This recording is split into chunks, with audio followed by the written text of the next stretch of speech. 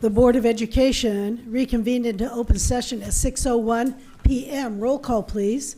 C.J. Johnson, present. Jesus Holguin, present. Ruth Self-Williams, present. Brandy Clark, present. Susan Smith, present. Oh, me. I'm sitting there looking at people like, hi, and then hi. Martin Rex Kedzior, present. Esperanza Arce, present. Robert Verdi, present. Susanna Lopez, present. Thank you. You can see we have a fun group here, and everybody's right on top of it tonight, so thank you and welcome. The Board of Education met in closed session, and we discussed student discipline cases, public employee appointment, public employee discipline, dismissal, release, non-reelects, conference with labor negotiator, conference with legal counsel, existing litigation, conference with legal counsel, anticipated litigation, conference with real property negotiator, and superintendent's performance evaluation. And on we were discussing student discipline, we already said all that. But we also met for pulled consent item G4A1 for a separate vote. A motion was made by Brandy Clark and seconded by Ruth Self-Williams to approve the Supervisor 3, Ryan Beckham, of Maintenance and Operation, was approved by the Board of Education by the following vote: 5 yes, 0 no. Dr. Verdi, would you please introduce this employee? Thank you so much, Ms. Smith. Board members, Dr. Kedzior. It is my privilege to not welcome, because he's been a member of our team and our family for many years now, going back to 2014, and is really the epitome of hard work and working his way up through the organization. But as you mentioned, Ms. Smith, the new Supervisor 3 for Maintenance and Operations, and a gentleman who really understands and values the importance of that role in the educational process, is Mr. Ryan Beckham. Ryan, if you'll come on up, please.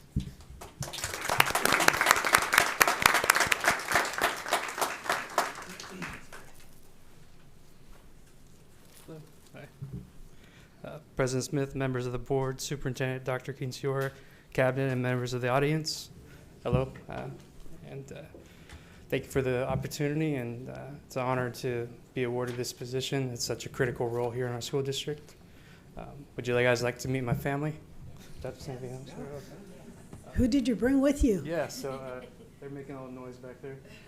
My wife, Jasmine, she teaches at Chaparral, and my first grader, he's a first grader at Chaparral, Brody. The middle one, Jordy, and then my youngest, Bodie. Say hi, guys. Welcome. We're so happy to have you here. And congratulations. Congratulations on your promotion. We look forward to working with you for many more years here in Moreno Valley. And thanks for being such a great employee. Does anyone else want to say anything? I do. I just want to say congratulations on your promotion. I was so excited to see all the things that you've done for the district, how you value education. Your wife works here, your kids work here. You went back to school to get your bachelor's of arts, not only in project management, but in, I think, what was it, business administration. You are amazing and a stellar employee. So again, congratulations. Thank you. Mm-hmm. Thank you. I'd just like to say congratulations. And the one thing that I heard Dr. Verdi say that really touched my heart is when he talked about how you value people, timelines, and creating a positive educational environment. And that is critical because it's everyone working together to ensure that our children have a place that's safe, a place that is wholesome. And I just commend you, and I really want to thank you for having that mindset, because you understand how important it is. You have children who are attending school in this district, so you know how important it is that we all work together. So we appreciate you, and I want to say congratulations. Thank you, ma'am. Thank you. Thank you. Oh, I forgot to say thank you to Mr. Pickens as well. He's an extraordinary leader and does a lot for us. So, thanks. Oh, we're not done yet. I apologize. I'm so Thank sorry. you. Thank you. I apologize. So I want to say congratulations, and I want to say thank you for the years that you have worked in our district. and also for considering staying within our district and looking for that promotion with us rather than going somewhere else. So obviously your work has been valued, and here's the proof of that. And just like every other member of the family, we're here to support you, because if we are successful, our students will be successful too. So congratulations again. Thank you for being part of our family. You and your family too. Thank you, sir. Thank you. Congratulations. And I too would like to say congratulations. I was thinking some of the things that my colleagues have already said. I'm thinking to myself, what is it that I could say? Well, I had noticed a couple of things. First of all, I like the way you got up and came up and you spoke. But the thing I really liked was when you asked your family to stand, each one of your kids, even the little ones, all three of them understood that, and they all stood up, and just like you, like the instructions you had given them. That just shows me that that family is together. So thank you for all the hard work that you've done, and we're looking forward to working with you more in the future. Thank you very much, and congratulations. Thank you, guys. I just want to add that I was so impressed with your interview. I couldn't believe what you shared, and I want everyone to know that you shared the portrait of a graduate in one of your answers, and it was excellent. But then you also shared about the 11 commitments, and you incorporated that into your answers. And it demonstrates and shows in the maintenance and operations team that y'all really do value those 11 commitments, and that you are living them, and that's excellence on purpose, and we shine brighter because of you. Thank you. Thank you. Congratulations. Thank you very much. Thank you. If you could come on up, we'd like to shake your hand.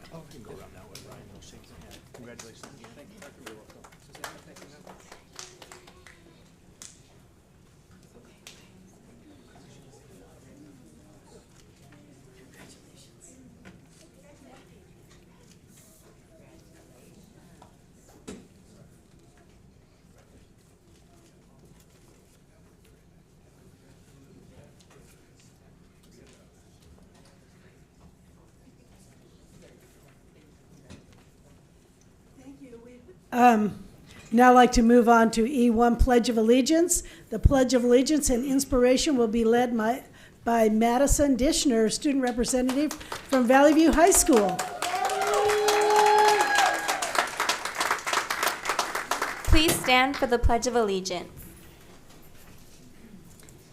Put your right hand over your heart. Ready, begin. I pledge allegiance to the flag of the United States of America and to the republic for which it stands, one nation, under God, indivisible, with liberty and justice for all. Thank you. You may be seated.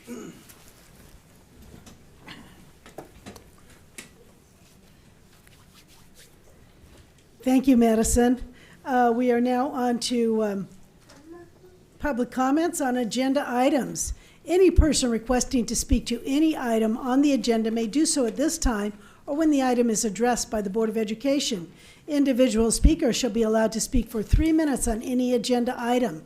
The Board of Education shall limit the total time for public input on each agenda item to 21 minutes. Board Bylaw 9323B, Section 5. Per Board Bylaw 9323, twice the allotted time will be provided to a member of the public utilizing a translator. Do we have public comments on agenda items? Ms. Smith, we do have a total of 5, and one community member would like to speak on 5 items, and then one other community member would like to speak on the items being considered. Okay.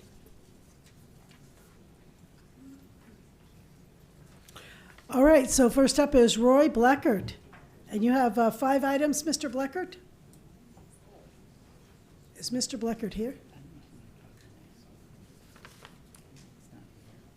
All right, apparently Mr. Bleckert had to step out. So now we're moving on to number 2, Jonathan Palomares, and you want to talk about the student board members. So come on down, Mr. Palomares. We'd be happy to hear from you.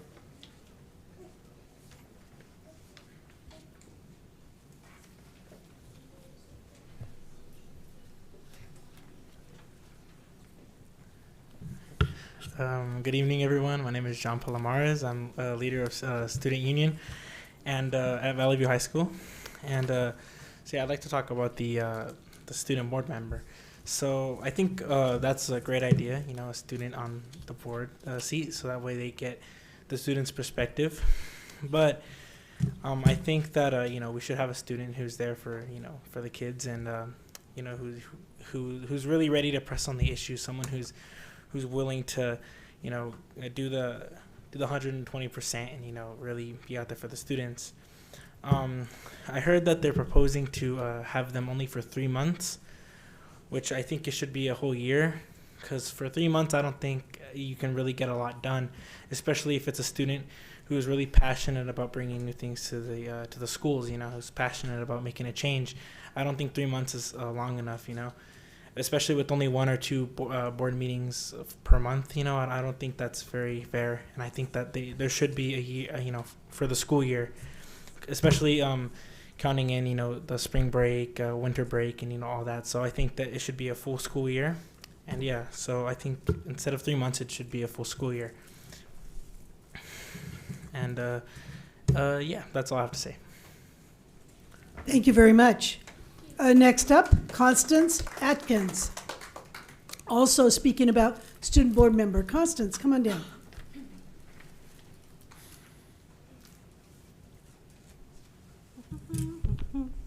Hello, everyone. I hope everyone's doing good today, and I also wanted to speak on why I believe a student representative on the board will be beneficial to the board and also the students and parents. Personal insight that's beneficial due to the relativity in age. They can connect better with students. Their opinions could be closer to what the students relatively agree with, and solutions the students may enjoy more. Could get students more comfortable with communicating with the board and inspire younger students to be more academically involved. It also can encourage students to learn how to advocate for themselves, and the data that the board can receive just by the student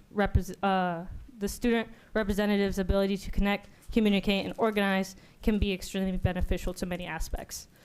I also wanted to say the student representative on the school board could contribute to the Moreno Valley Unified School District's strategic plan for 2021 to 2026. The goals for this plan are: 1, to promote academic growth for every student; 2, establish college and career readiness for every student; 3, ensure equitable opportunities for every student; 4, provide a safe, welcoming, respectful, and rigorous learning environment for every member of the school community; and 5, support effective communication throughout the district. My examples for how the representative could help with your guys' goals is: number 1, for goal 1, a student representative could communicate directly to the board about their past perspectives while trying to succeed in either the 11th grade level, and could confer with the student body to get separate data on younger siblings, 3rd through 11th, and help the board gain a better understanding on how to drastically improve the percentage of the distance from standard for grade levels 3rd to 8th and 11th. This also may overall improve SBAC growth, which is an assessment to measure students' understanding in their common core classes, mainly math and English language arts.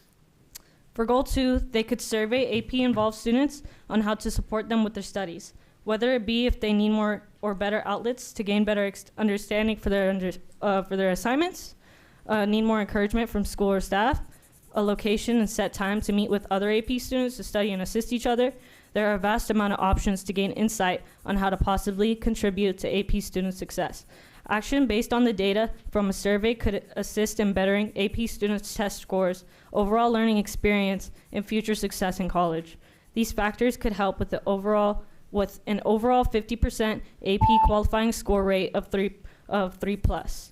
Goal 3, they could advocate for FAFSA and explain its true importance when it comes to going to college in the future.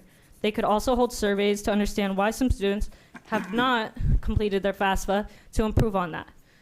They can also make it easier to organize meetings the board could use to gather students and parents to explain it to them, as well as complete their FAFSA. This would assist in gaining an 85% FAFSA completion rate. The board could get more valuable feedback for Goal 4, and it will be only sent school to include students in Goal 5. Thank you. Thank you, guys.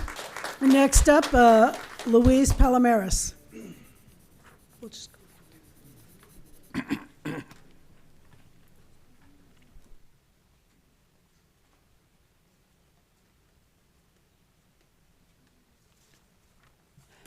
Luis Palomares, community activist. These students, they're on it. And I agree with what they said, so there's no point for me to say it again. They said a mouthful. They looked at all the information and they evaluated, and this is their recommendation from a student from the school. As far as where, I don't know, but I'm going to ask. And I'm not going to stay here for the whole meeting, so I'm not going to get that information. As far as the student board, student, where, what school are they going to come from? Because you got 4 high schools here. We're calling it March Mountain because March Mountain is the high school. It's included. And also, how long, which we're hearing it's going to be 3 months. Maybe I'm, okay. You know more than I do on this, Brandy, and that's good. So I'm saying it has to go a whole year because the students barely getting their feet wet. And, you know, for it to be only months at a time, it's not gonna work out. It's not. So I think that it's a good idea. I believe we had one here before. I don't know what happened. Maybe he aged out, graduated way back when. And why did it stop? And we're bringing it back, and that's a great thing. So I support it, and let's go forward and make it happen for these students. And as far as school, you know, is it going to be from Moreno Valley, Valley View? What school again? I guess you'll be talking about all that. My suggestion, it should be start at the oldest school in the district, which is Moreno Valley High, and then go from there because they've been here the longest, and maybe that'd be an idea. So those are only my suggestions. You're going to do what you need to do and what you feel is right for the students and for the school. Thank you. Thank you. Mr. Bleckert, we passed by your name, but we're going to have you come up and give your comments now, even though you were not here when we called your name. Thank you very much. We're just nice here. It never Yes, ceases to amaze Mr. me. Bleckert, before we start, you have 5 items here. Do you want to just put them all together? Yeah, I'll just do it. I probably won't Yes. even take all the time. Thanks. You got it. We'll start with the collective bargaining with the Moreno Valley Educators Association on that. Start you off with a quote. I want you to guess who said this. It is impossible to bargain collectively with government. You might guess a Ronald Reagan, Ron Paul, some hillbilly named Roy.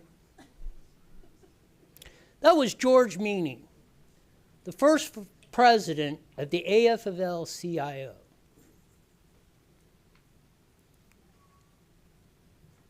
He knew, and he said that in 1955. He knew the dangers of public employees bargaining against a monopoly, which is what they have. You might hear a lot of this, and they warned of the strikes and everything. Take you back to about 1982. Air traffic controllers said, you know, we're going to strike. We're going to run this whole thing down. So they did. In fact, not one air traffic control, not one airplane accident, and the air traffic control system ran better after the air traffic controllers were fired when they struck. Franklin Delano Roosevelt in 1937 said almost exactly the same thing. You have that in front of you. It's not that and you will probably not find any stronger supporter for private sector unions than myself. But in 1955, when George Meany said that, 35% of our workforce was unionized, and it was practically all private sector unions.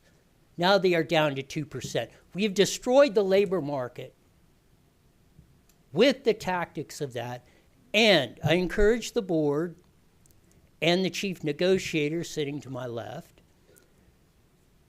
to think about that when you're negotiating, because your job, you were elected to be our representatives to to do what's best for everyone in this situation. We can trace a lot of the problems. We don't have to go in time to that. We can trace a lot of the problems, what you see today, of what I'm talking about.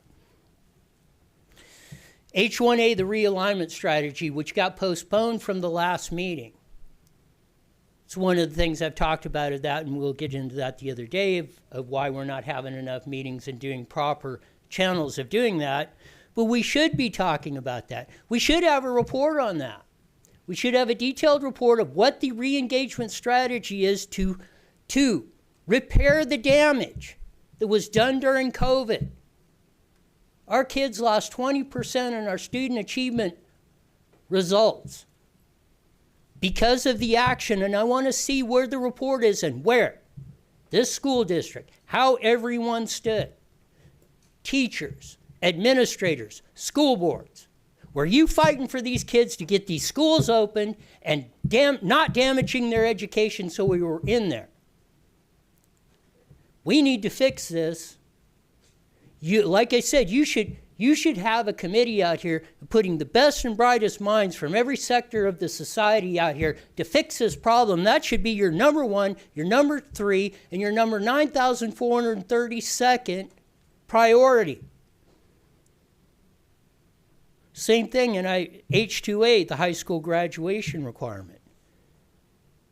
I see where you're taking out all the exit exams, no standard, and I'm not so sure what the pathway requirement is. But if we're to maintain a C average, and that's how, as I remember it, if you went from grade level to grade level, you had to maintain a C average. Or you either repeated the grade over or you took summer school to make it up. How can 4 of our kids not be at grade level and we're passing kids? Something's wrong with that.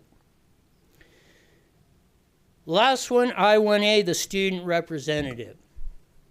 I want to applaud the 500 plus students that went out there and worked and got that on the board and have that for your discussion tonight. Because that is very important that we teach our younger generation how the process works, how it should work, and don't take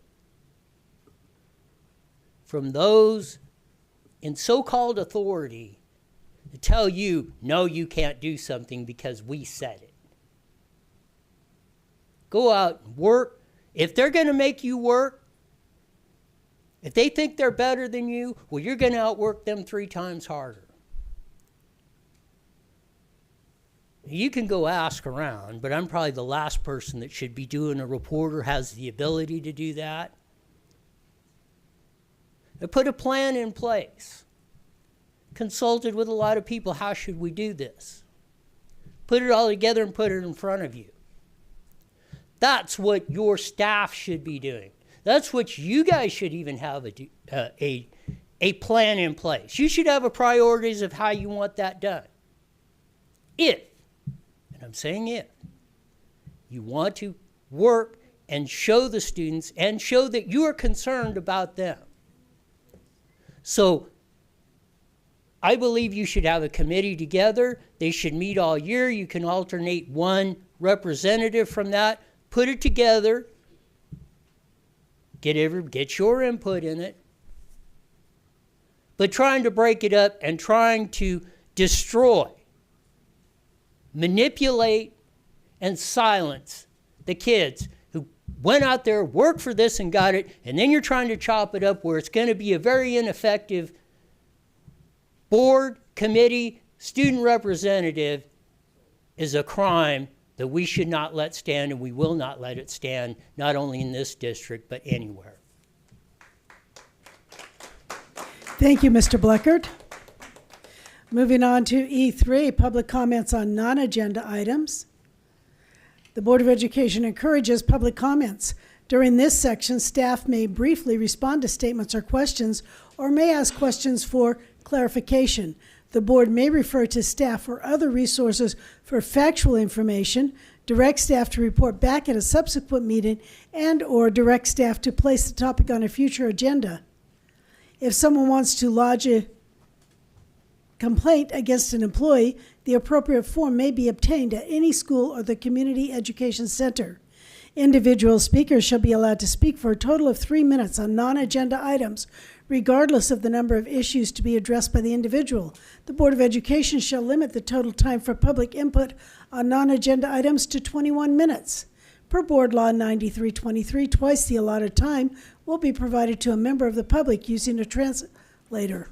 With Board of Education consent, the president may increase or decrease the time allowed for public presentation depending on the topic and the number of persons wishing to be heard. The president may take a poll of speakers for or against a particular issue and may ask that additional persons speak only if they have something new to add. Board Bylaw 9323B, Section 5. Do we have some public comments, Claudia? We have 4 public comments on non-agenda items. Thank you. First up, welcoming back to the podium, Roy Bleckert on non-agenda items.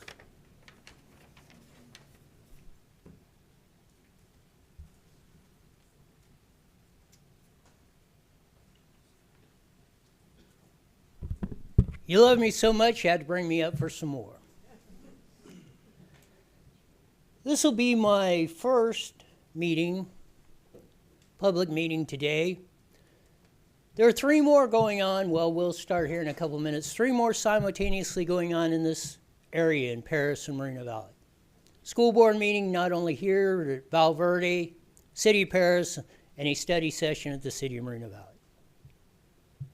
And why I talked about the importance of the students knowing what's going on and exercising their right, this is what I want to show them. This is how your government stifles your ability to speak. You've known for 2 weeks because I put it in front of you and all other 3 boards. You've known for years. Yet you still keep putting us under this. And maybe you're following the letter of the law, but you're not following the spirit of the law. We have a right, First Amendment right to free political speech and the right to redress our government. And our government should not be making that difficult because you know what they call those? They call those tyrants. They call those dictators. The kind of regimes that put you under the control of somebody else. It's exactly what this board does. Done it, since 1985, when the city come and Snidely Whiplash, a.k.a. our first mayor, Marshall Scott, said when they started and we were doing alternate days, he said, we'll fix that. We're going to schedule against the school board so you guys can't go to both meetings. That's your history of discrimination, your history of silencing the people, your history of silencing the students, as you're trying to do today. As they said, you should have had a student representative up here. Maybe you could have made some provisions during the COVID when you redid the whole thing. You could have accommodated that in. Didn't happen. Were there any consultants of people in the community what we should have been doing during that time? Or maybe you could have made a suggestion. I want to see it because I'm not aware of it. So I hope moving forward that you will take this into account. Maybe you will be the ones to put in front of the Joint Task Force the motion agenda item to solve this once and forever for the benefit of everyone. Thank you. Next up, Jonathan Palomares.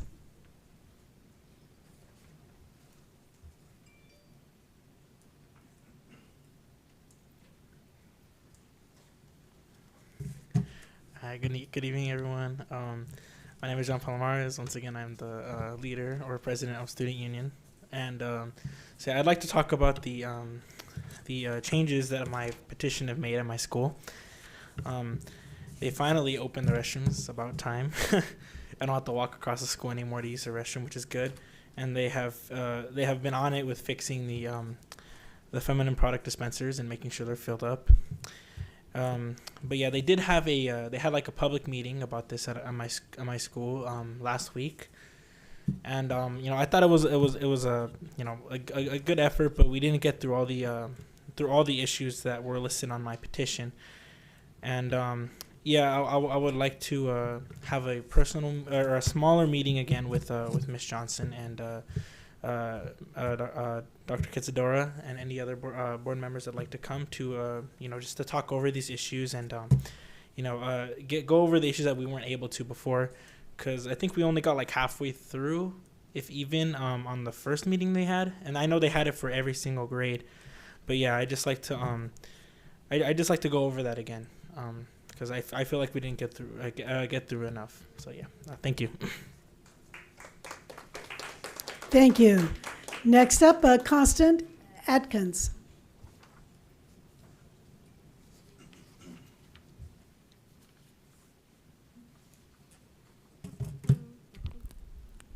Hello again. I just wanted to talk about the meeting that was also held. You guys went to it, Mr. Kitsidora and Ms. Smith, as well as Ms. Clark. You guys were present to that meeting, and I just want to say how I really appreciate the support. The students need to see it. They need to feel involved and feel like they're being heard. And what's going down right now is that we are being heard, and solutions are being made. Progress is trying to be found, and especially with Ms. Johnson hiring that new custodian that's really inspired and keeping the the facilities clean for the students, as well as thinking for his own children, and she's helping us be more educated on our topics and help be more, more professional, and I also want to say how some of those meeting petition things she put up, though, were kind of construed, especially the last one about the LGBTQ club. We've never mentioned that in one of our petitions. It's always the last thing we mentioned on our page or the social media that I've made for the VVHS Student Union was LGBTQ plus representation and addressing the oppression that some of them have told us about. I've also want to talk about that I've made a social media for the Student Union. It took 2 days to get 100 followers, and a lot of students, as well as supposed staff, has been thanking us and sending their direct messages to us about experiences they had, and thanking us for letting them vent to them, and hoping that we'll continue what we're doing, because they actually do feel like it's making a difference in our school, and I just really feel that coming to these meetings and having you guys hear us, and having Ms. Johnson hear us as well and make solutions, really help us feel more involved and important as people in society, not only students. It makes us feel like we can, as I was saying, we could manage our lives as we get older, and it helps with that as well. So I just want to thank you guys on that. I also wanted to say that I hosted a survey for the protest on 3/17, and a lot of people told us about what they've also experienced besides the petition subjects. Some of them were saying of their concerns, them not giving any money to the arts, more options for school lunches for students who don't eat meat. Simple salad isn't enough. Teaching teachers to respect and get people's pronouns correct. Calling tardy sweep during first period was a big one. And other issues were also, a lot of other issues, but thank you. Thank you very much. Next up, Luis Palomares.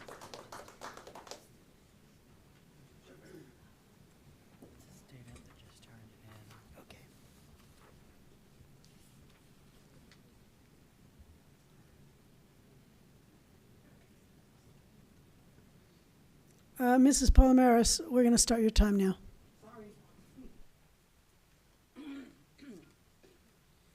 Yes, there's a lot more concerns than just what Connie talked about right here. And there was, Dr. Kitsadora went out to the school, so did Susan and Brandy. And I went out to the last one because Dana got a hold of me. Dana Dutton got a hold of me the day before. I go, wow, when did all this happen? I mean, I didn't know. So I had to cancel a lot of things I had to do. But I got out there to the last one. And to me, it was like it was going around. The rumor was going around. Miss Johnson had got students up there to talk great about her and about the issues too. So I don't know to be true or not, but it was going around the school. So saying all that, and it seems so one-sided. It just seems so one-sided because some of these students were being passive-aggressive. That's the word I guess they're using. Passive-aggressive as far as asking the students from the student union. The panel was saying, well, why didn't you come and tell us about this? How come you didn't ask us about it? Well, they knew their bathrooms were broken. They've been there for a long time, the students. I'm glad they came out and were on the panel, but it just seemed all one-sided, and it was confusing. It was confusing. They were talking about balloons. They weren't talking about the balloons, the clubs. See, this is a student union. They go out and make things happen. They're not a club. You know, they're not a club. And balloons, you know, it had nothing to do with the balloons. It had to do balloons that the district spends hundreds and hundreds of dollars on balloons here when they could be fixing bathrooms over there. So now the bathrooms are open, great. But what was it going to take? You told me that day, Dr. Kitsador, after the meeting was over there at the school, well, I chose to be here. What do you mean? Students got you there. You chose, I was the arrogance. I chose to be here, Ms. Palomars. No, 2 students and 200 and almost 300 people that signed that petition got you here, got you to act. Ms. Johnson knows very well what's going on in her school and took years to make it happen. That was her order, shut the bathrooms down, because the custodian said it came from there. That's when they keep the bathrooms closed. And they were saying a lot of stuff like, oh, well, they're broken, all 7 of them at one time. You know, they were clean. They did a good job of cleaning it up. You know, but besides all that, at least we're going forward. You know, inch by inch, we're going forward. So, you know, that's what I got to say, and we're going to keep on doing it. And Miss Johnson, if she's on board with us now, great. But she knows these things were going on in school for the longest time. You know, she looks down on the special needs students and also the other students, some other students in the school, and it's wrong. So if she's going to go there, if she's going to take care of business, fine. But if not, we don't want her there next year. Thank you. All right, next up we have Christian Johnson, president of Avid and a Valley View High School student.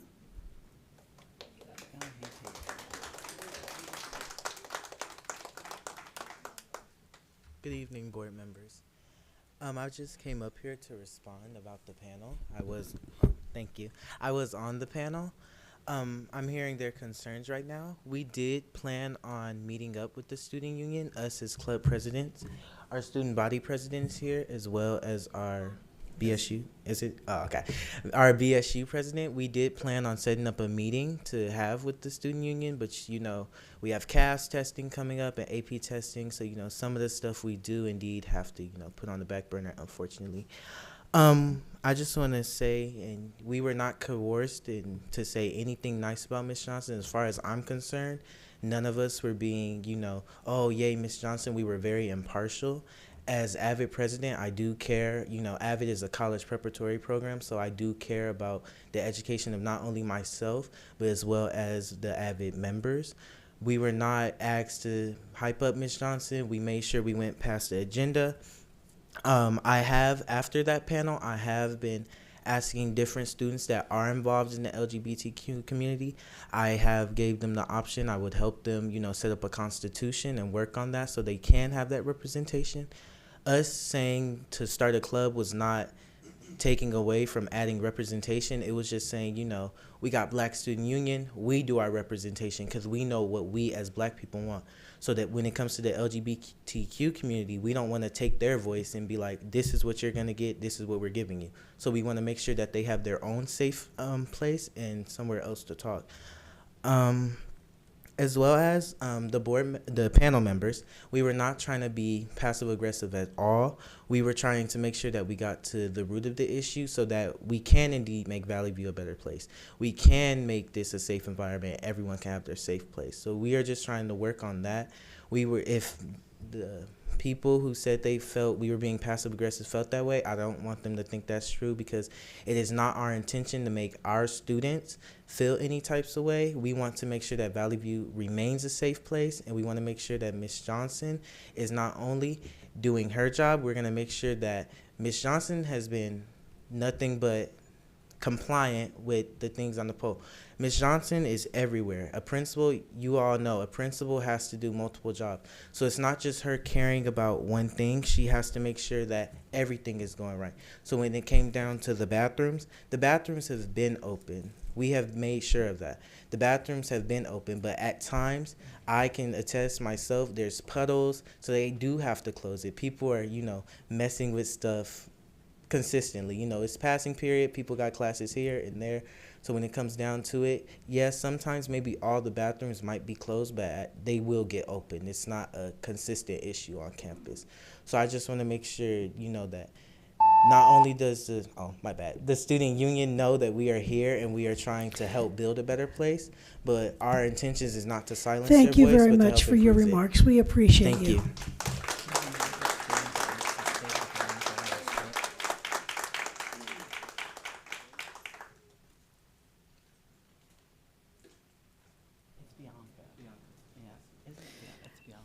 Yes, I'm sorry. We have another student here, Bianca, who didn't know our format of filling out speaker slips. So I'd like to give her an opportunity to speak too, because we do, as a board, we acknowledge student voices, and we always like to hear from as many students as possible. So thank you, Bianca, for being here tonight. Of course. Thank you for having me. Good evening. And just as Christian said, I just want to start off by saying again, no one was coerced or no one was told what to say, what to do. I walked onto my school campus and I was invited to this panel at school. That's what I first want to get out the way, because that was a comment that was made. Also, speaking on these problems at the school, I just want to say that Ms. Johnson, personally, in my opinion, she does everything that she can for these students at Valley View High School. Now, my thing is, I think students ourselves should be the ones taking accountability for sometimes, for the bathrooms example. We mess up the bathrooms. We're the ones that are using them. We break them, we make them dirty, and then we expect the adults, the custodians, our administrators to come behind us and to just clean up after us, and we have animosity towards them for whatever reason. I don't really understand that. So I completely understand the bathroom situation, because they have to close the bathrooms for our safety, and they usually open back up.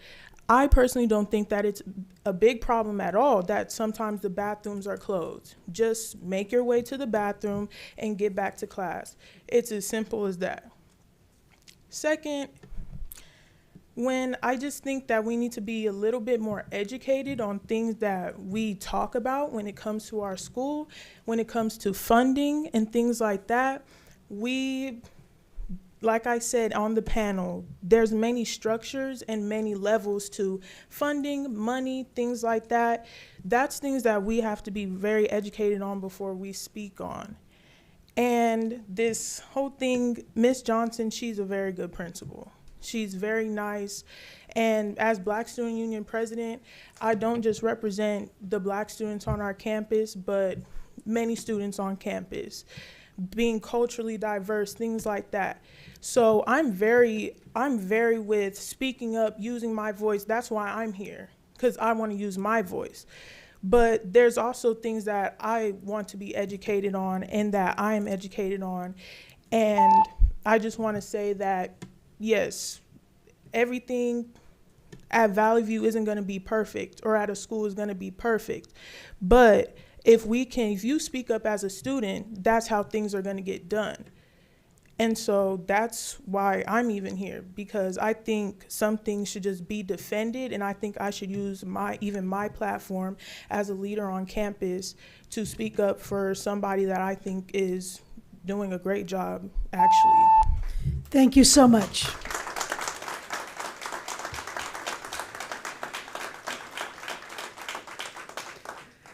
We are now moving on to E4, dates of future board meetings. On May 2nd, we will have open session at 5 o'clock. This will be a study session. The topic will be Local Control Accountability Plan, and it will be right here in the boardroom, May 2nd, 5 o'clock. May 9th, closed session at 4 o'clock, open session at 6 o'clock. That's a regular meeting. May 16th is going to start at 4 o'clock for our open session. That's going to be a special awards and recognitions night, and it will be here, and it will be a special meeting May 16th.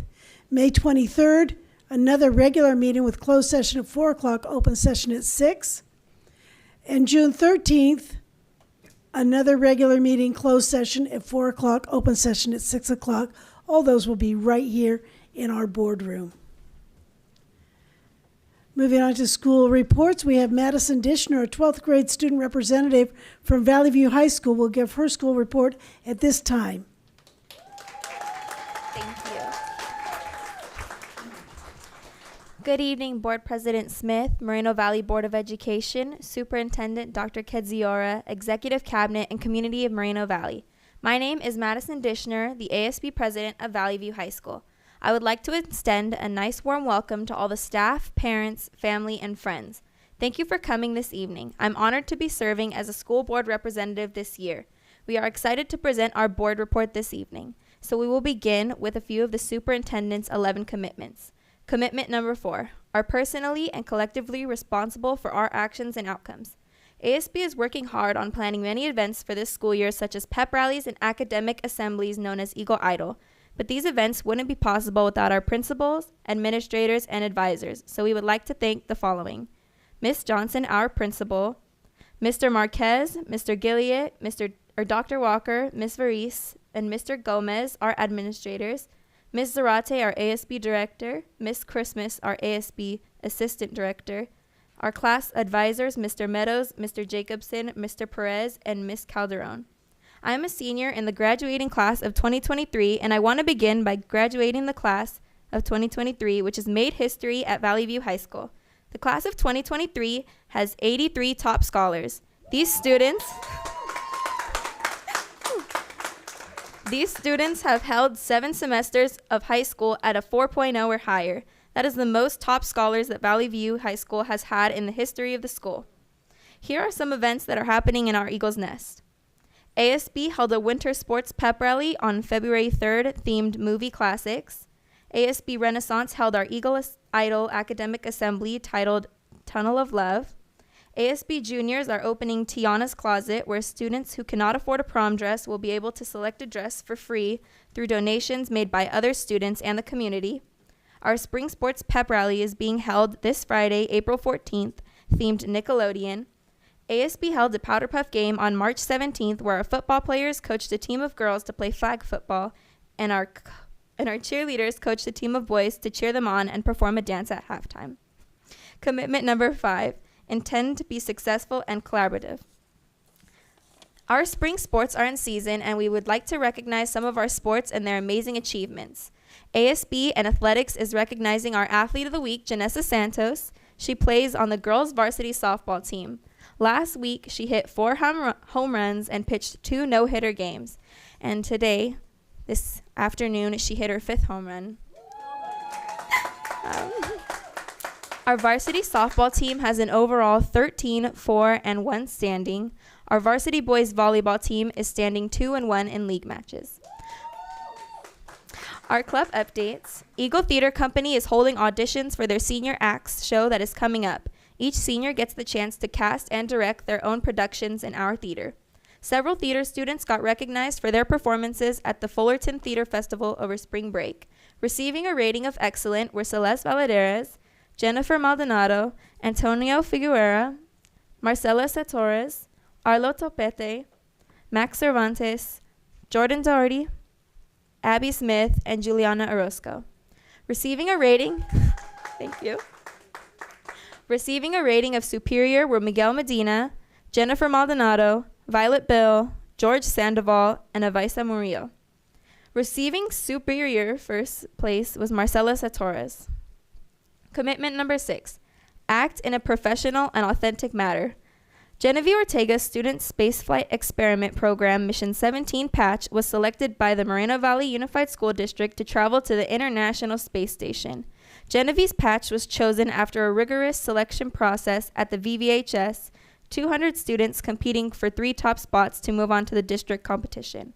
Genevieve's patch was chosen as the secondary winner in a highly competitive district competition. Almost 800 secondary students competed for this title. Testing is coming soon. It will begin Monday, April 17th through Friday, May 26th. It will involve CASP, CAST, and AP testing. Students are preparing using Smoop, Schmoop, and Freckle, accessible through ClassLink. I would like to thank the Valley View students who came out to speak, Bianca, Christian, Constance, and Jonathan. I am grateful for this opportunity, and I would like to end with our theme. Eagles are sympathetic, organized, accountable, and respectful. Eagles soar with excellence, they lead with dignity, and they pursue with a purpose. Do you have any questions? Thank you very much, Madison. It looks like you have your own cheering section here, so thank you. Thank you. Next up is our superintendent's report, E6, presented by Dr. Kedziora. Thank you, Mrs. Smith. I'd like to say to the students that are here tonight how proud we are of you. And I want you to know that when you hear this superintendent's report, please remember that students are not measured on one measure in a school district. Test scores are one measure, but there are many other measures that we are measured on. And sometimes people hear that, 3 out of 4 kids can't read or write. But I'm guaranteeing you that there was 4 kids that just spoke. They can read and write. And there's a lot of amazing things that children do every day. I get to see it myself. But in hearing this report, you get to see it. And I'm not making this up. I have more than I could present tonight because there are so many students in this district that perform and outperform other schools in our county. And you'll see that in this report. And I just want you to know, as the superintendent, I wouldn't be sitting here if I wasn't proud of you. And I'm very proud of the parents, the families, the teachers, the classified staff, everyone who comes to work every day and helps children perform and achieve. In our district, we have 11 commitments, and you heard those in Madison Dishner's report tonight, that she demonstrated that. But this week, I had the opportunity to go to, last week, to go to Sugar Hill Elementary School to their spring open house, where I met a teacher and some students that wrote about the 11 commitments.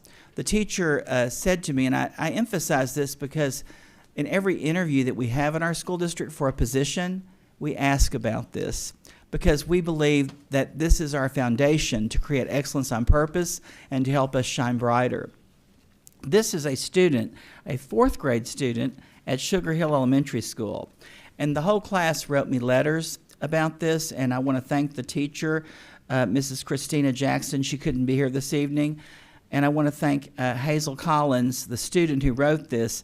But every student wrote something, and I want to thank Hillary Reynolds, the principal, who every day reinforces these 11 commitments at her school. And the students know them. So this is what Hazel said. Commitment number 8 means we are leaders and accept the responsibility and sacrifice, ensuring equity for all. That means being a leader is not about the power. Leadership is about creating change, improvement, and making the sacrifices to get the job done. You ask why? Learning this helps you get the understanding of what your teachers do. They don't take over you because they have the power. They create and change you. That's a 4th grader. Isn't that something? She's watching. So tonight, to represent the portrait of a graduate in critical thinking, I'd like to invite Jaden Jimenez to come forward. I'd also like to ask Ms. Johnson to come forward. Jaden, you can come forward. I'd like to ask Ms. Johnson, the principal of Valley View High School, to come forward. And if you want to bring everybody that's from Valley View here, I'm fine. And y'all should come up here because, and Jeannie Rio, you should come up here. I mean, look, yeah.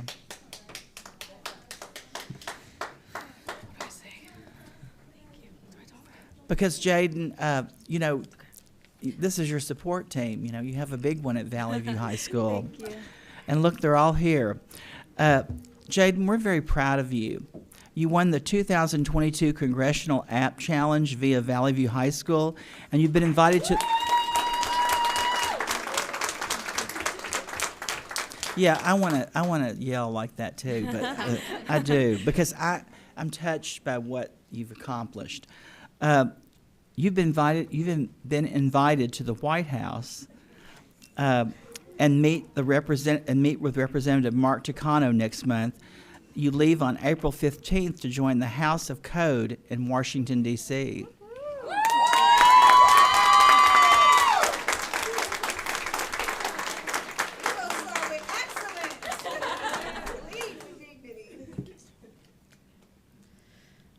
You can say something now. Yeah.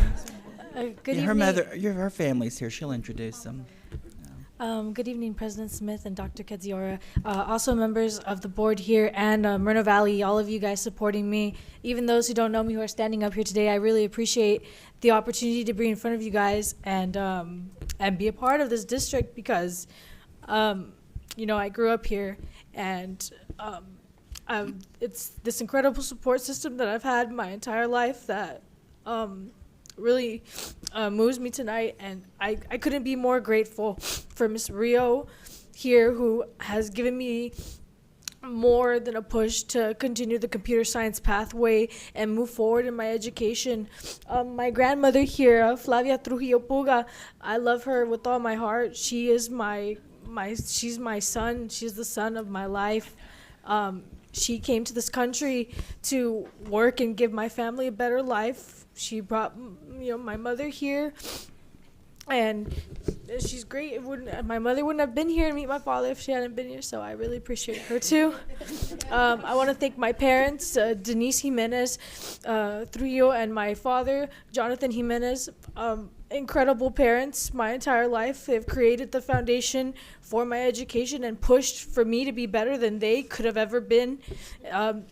They lived through me, and through me they poured themselves into me and all their dreams and hopes into me tonight, so I really appreciate them. My two sisters, who I hope to be a role model for, Luana Leilani Jimenez and Natalia Nidali Jimenez. I love you too. I want to say thank you to everybody again, and my grandfather, who's not here right now as well. So I just want to say thank you. I hope to make you guys proud and at least help to bring this district to a higher place than it was previously. So thank you very much.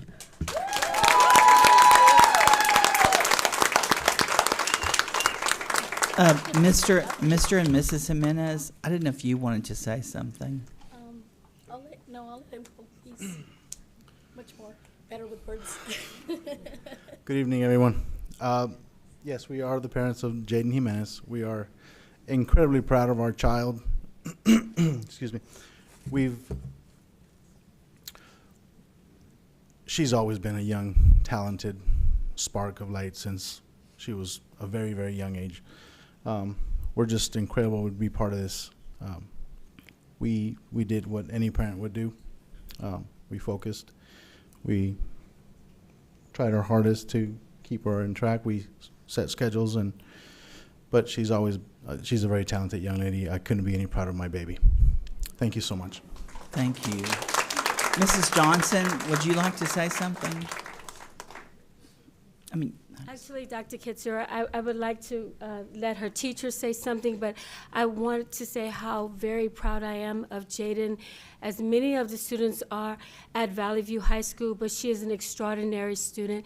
I don't get to see students like this in my office all the time, but as this recognition comes forth, I want to say I'm very proud of her as her principal, and we're here to support all of her accomplishments. So I want to turn it over to Mrs. Ryu, her teacher. Thank you.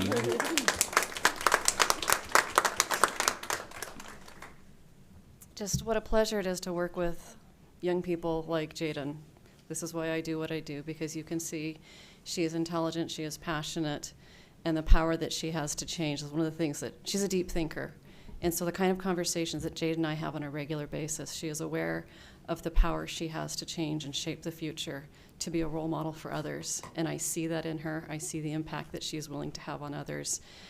She wants to influence her family for the better and change the world. And it's wonderful to see that she's stepping off and doing that. She is truly a joy and a pleasure for me to work with. Thank you. Sure, yeah. I just want to thank everybody because this district has provided a lot of support. We've spoken to Dr. Verde. We've had Principal Johnson helping us with many, issues that arise and problems, situations. Ms. Ryu. I mean, we've had constant support from the district. We try to be her biggest advocate and our other daughters as well, but the support that comes from all of you as well, and then my husband working for the school district, it's just wonderful. He has that support as a father, as a classified employee, and we're just so very proud of this district. And to represent this district in Washington, D.C. is just going to be fantastic. I have no idea what that's going to be like, but I have nothing but great things to say about the district. I couldn't be proud of all of you here because she is a reflection of her teachers and all that confidence and education and knowledge that they've poured into her, and it reflects deeply in her. So we're just very grateful. Thank you. Thank you. Thanks, everybody. Since y'all are all up here, and you wrote this letter to me, Ms. Jimenez, that that's why you're all here, and thank you for doing that.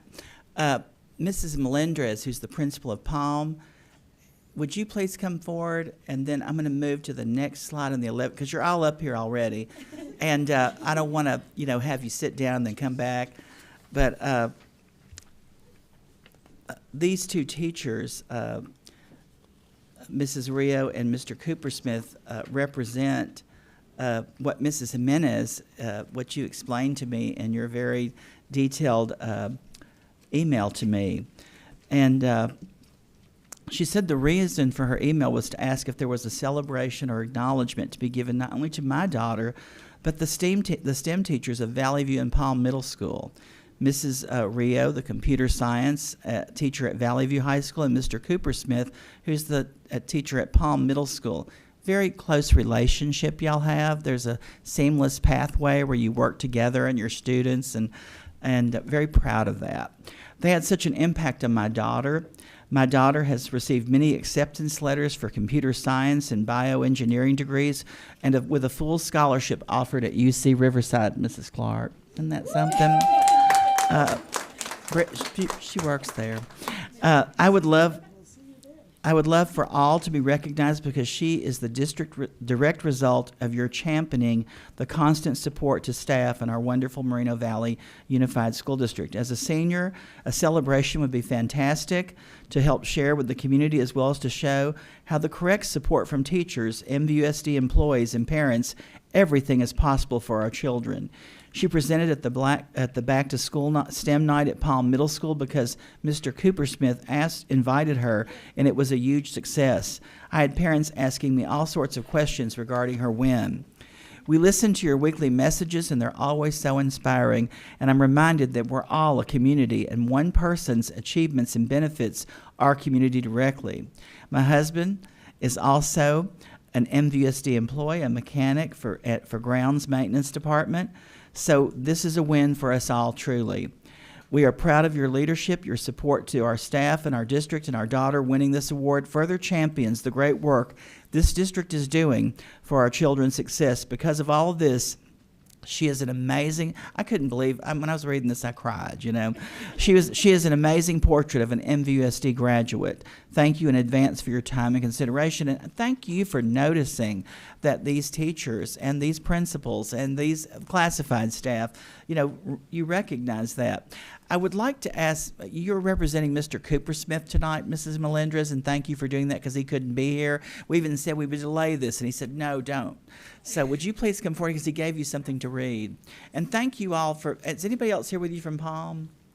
Just me. Okay. Well, look at no, y'all, Valley Miss View. Neary's here. Yeah. Mrs. Neary, our parent ambassador's okay. here. Yes, well, she's here. Yeah, thank you. Good evening, President Smith, school board members, Dr. Keziora, and cabinet. Mr. Cooper Smith, as you know, could not be here tonight, so he asked me to share a few words and his sincere appreciation.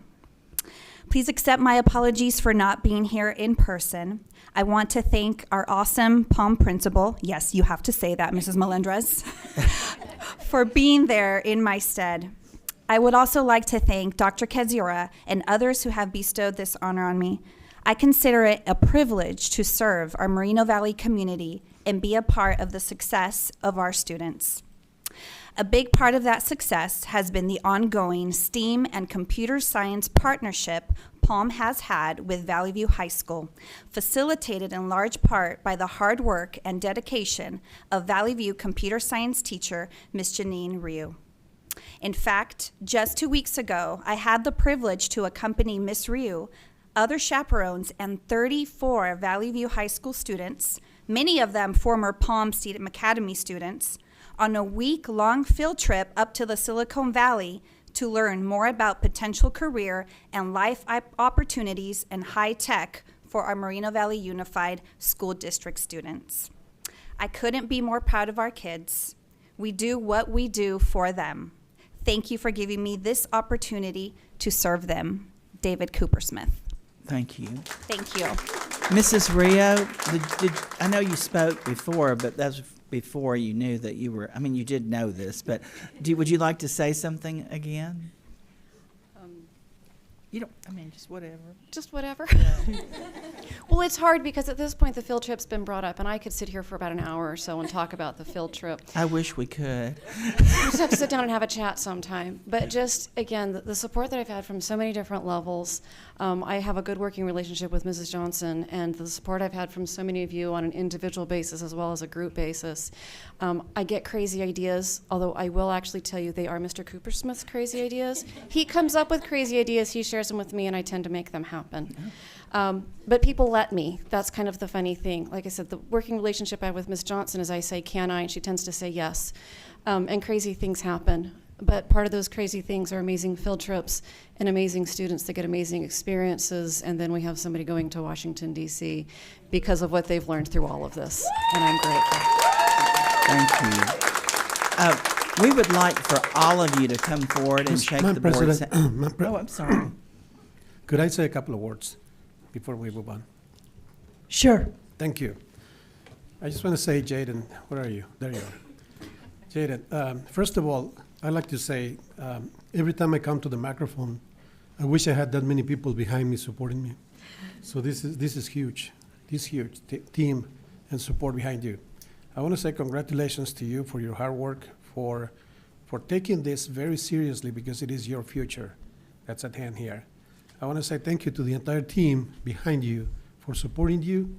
I have 3 daughters, and I can almost feel how that feels, because I've gone through moments through my life when my daughters do something good. This is huge, so I can almost feel how you feel.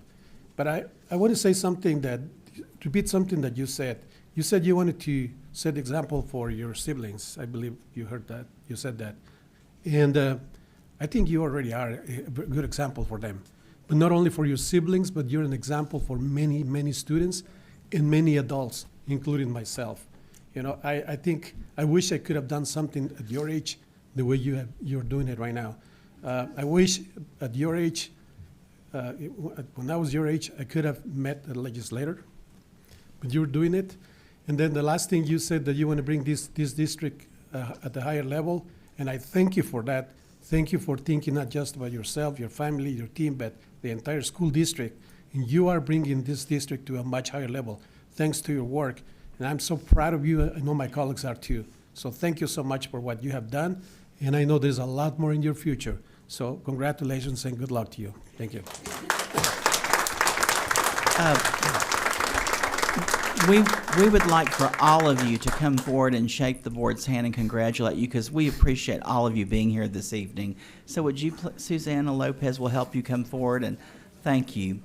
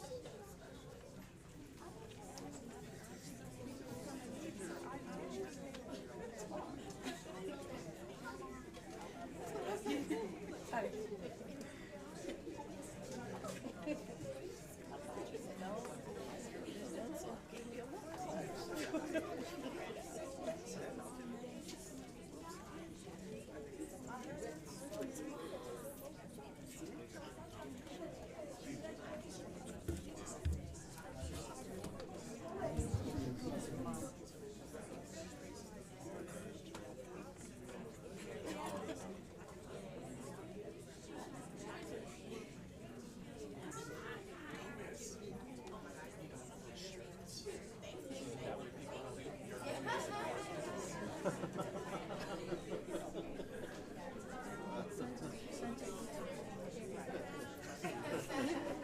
we have the students versus staff basketball game, right?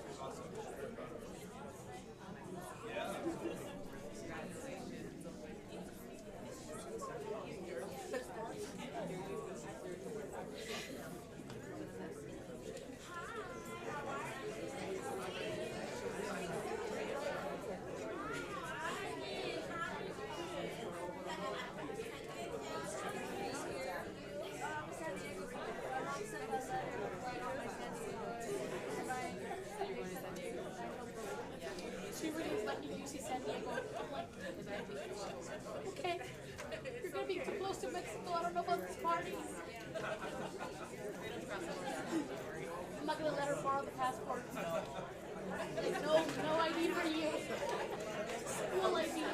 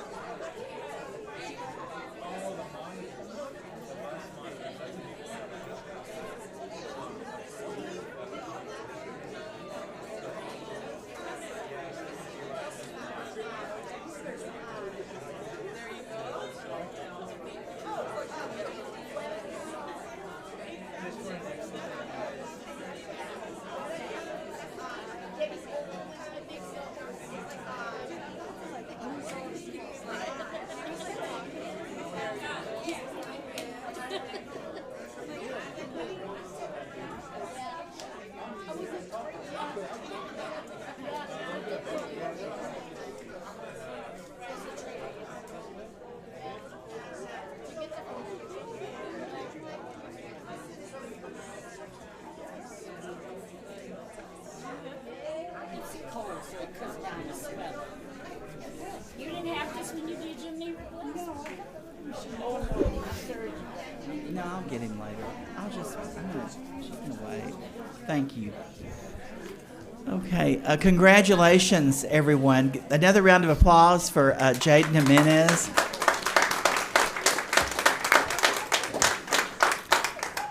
So I'd like to call Dwight Taylor up now and Daryl Scott. Dwight Taylor, I know he was back there. There you are, all dressed up, out of that uniform. And then you can come up here, Dwight. Yeah, thank you. And then is Daryl Scott with you? Okay. I know he's here. Yeah, he's here somewhere. Okay. Okay. Well, when I see him, I'm going to bring him up. Okay.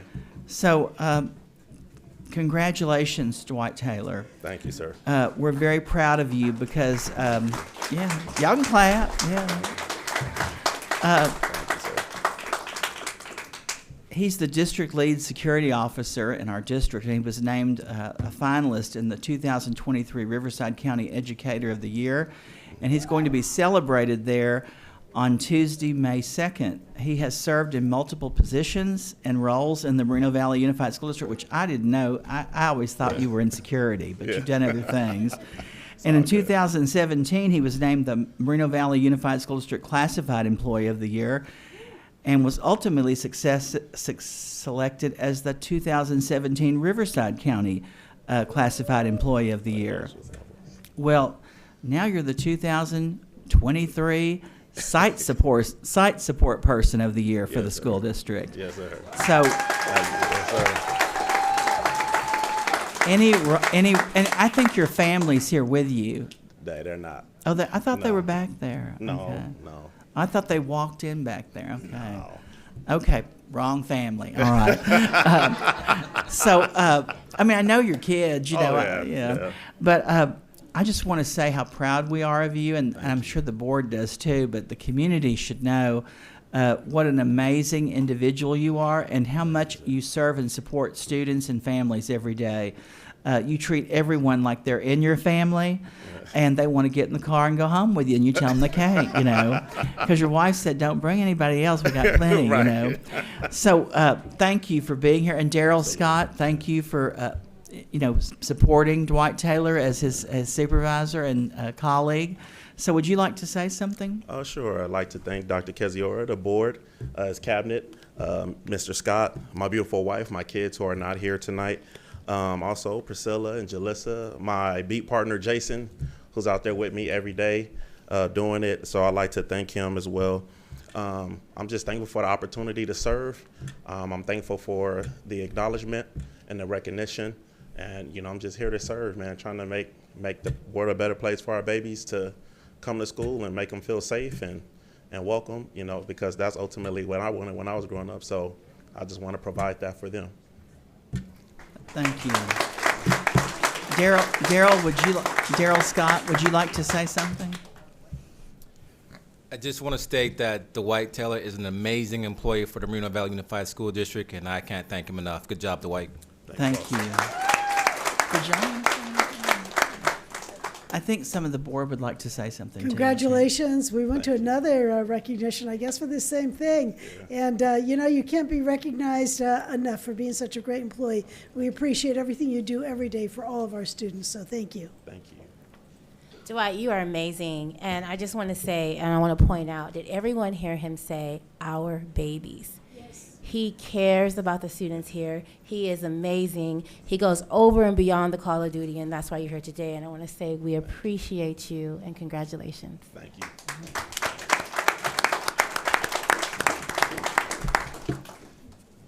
Do you want to say, I don't know, did y'all want to say something? Anybody else want to say a few words, or? Dwight, I'd just like to say congratulations, well deserved. I know when we recognized you, it was about a month ago, and your family was here. It was just amazing, all of the accolades and the wonderful things that was said about you. And I'm just so happy that you, at this point, are the face of your department when it comes to showing other people this is what we stand for. This is what I'm committed to doing. And I just want to tell you, thank you for what you do. And I want you to continue not only spreading that cheer, but also modeling for others, because I know you do that. So thank you so much. Yes, ma'am. Mr. Taylor, I just want to say congratulations. Thank you for what you do for our babies, like you said. And it's amazing how we go all over the district, and wherever we go, there you are, doing something that is protecting our babies, protecting staff, protecting our schools.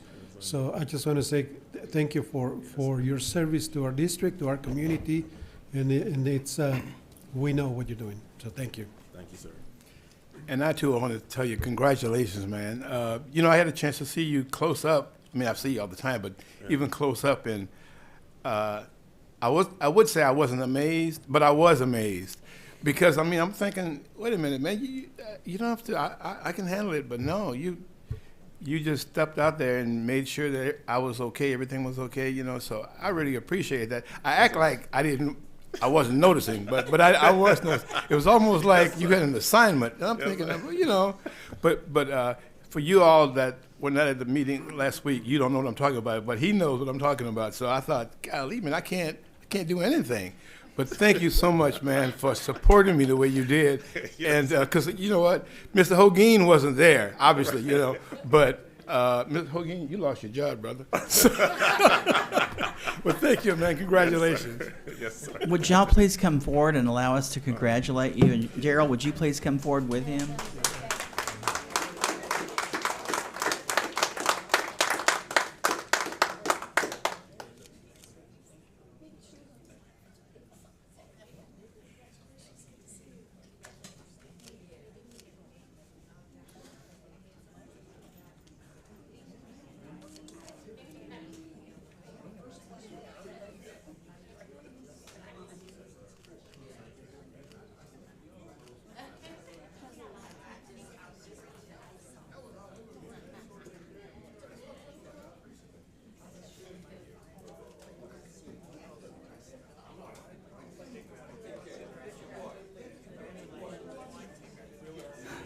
Is it working? Congratulations, Dwight Taylor. We're proud of you. Everybody, would you please give another round of applause? Thank you.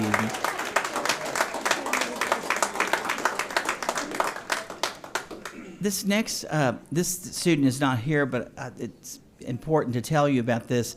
There's a video program that the student competed in.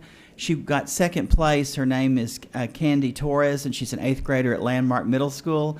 Is anybody here from Landmark Middle School? I don't think so. But it was Directing Change, Hope, and Justice category, and it was the February award. And Miss Vanessa Hong is her teacher, and she's a junior scholar at Landmark Middle School. And she wanted to let me know this because she got second place for her video with our 8th grade junior scholar students and Nightline News kids. This is a $150 prize and a spotlight on their website. It's remarkable because she's a middle school student and she beat high school students who were in the competition. So we're very proud of her. And we'd like to show you the short 54-second video that earned her $150.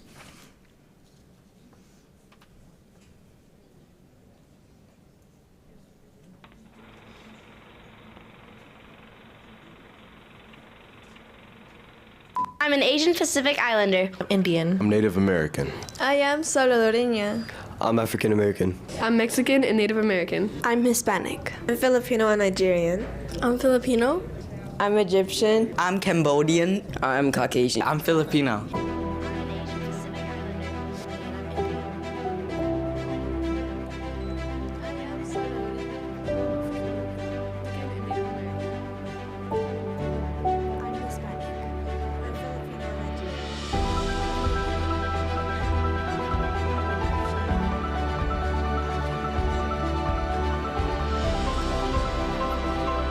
And I'm Hispanic, and we're all proud to be different.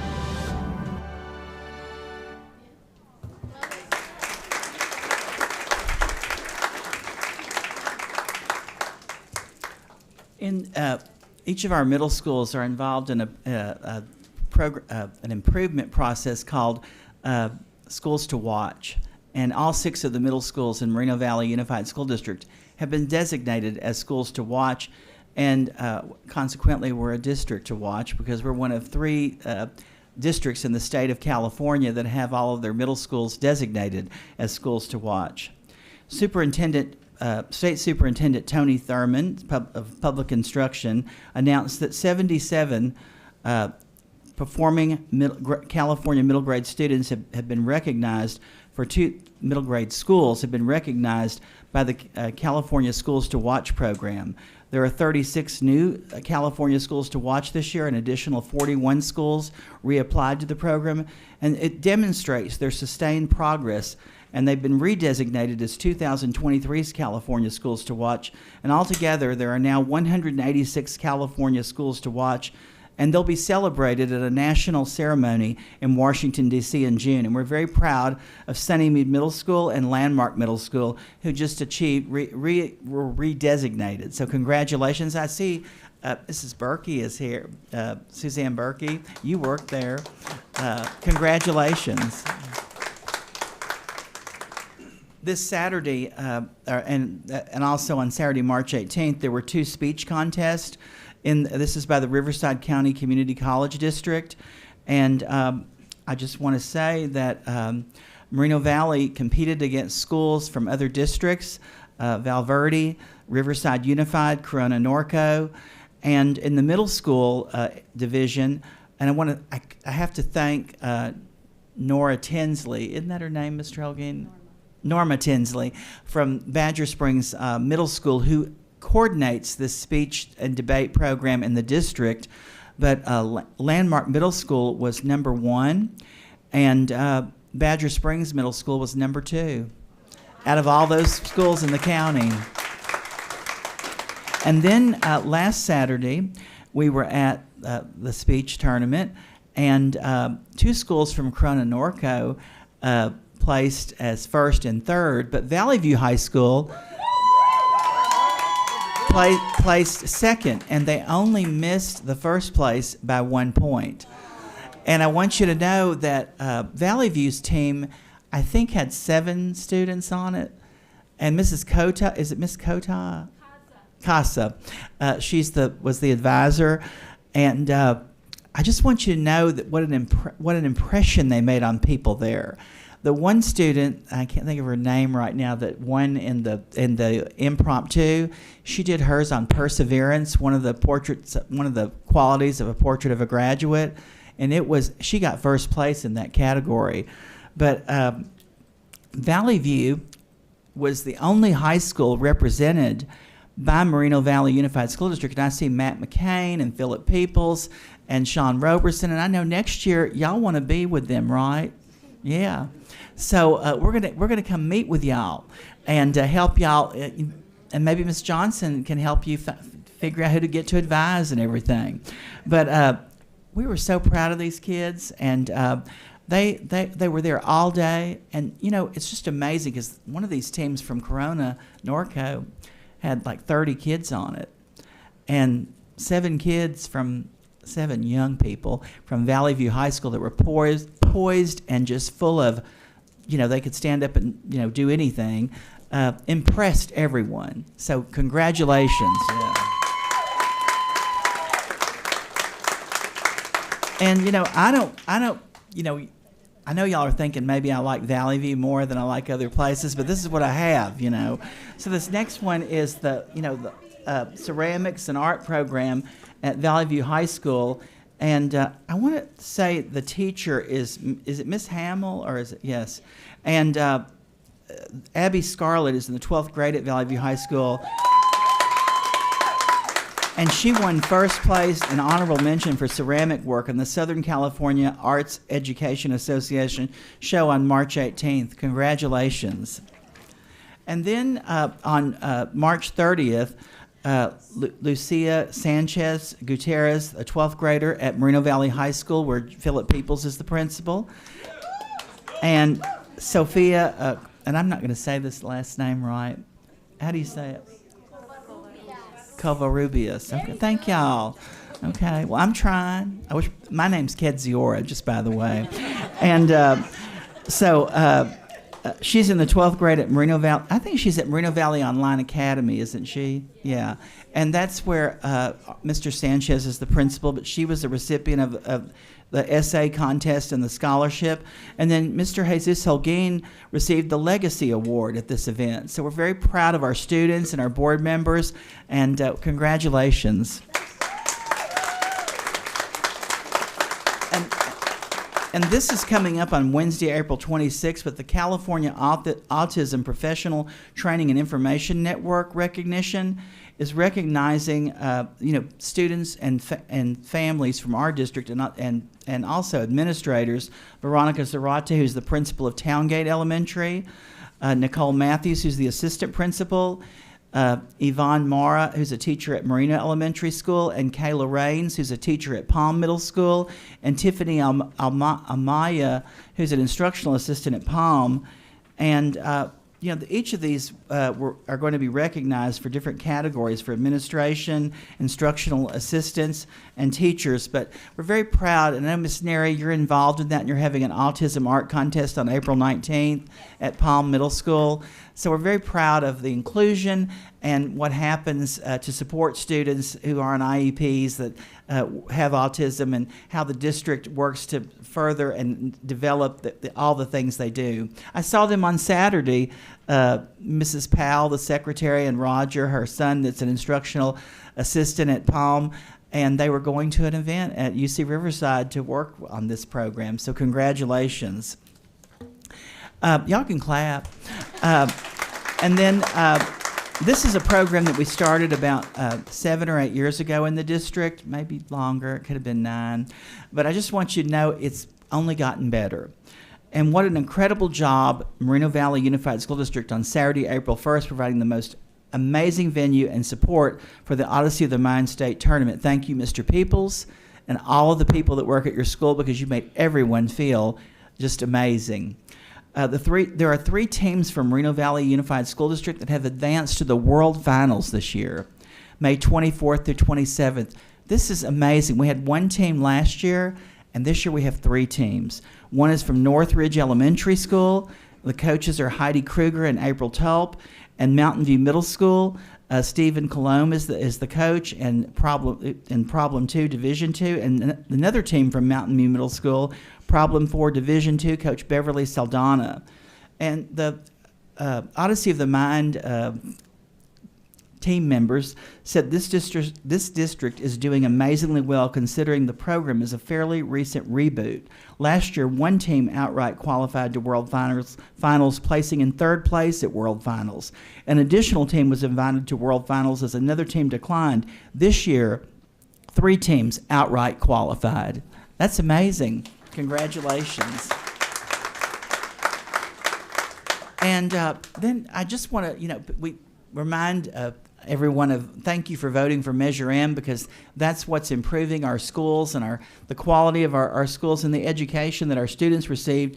And there's a Phase 5 at Moreno Valley High School, and there's going to be a new front entrance. There's going to be new tennis courts, staff parking, and extended parent drop-off. There's going to be a new junior varsity baseball field area and outdoor learning areas.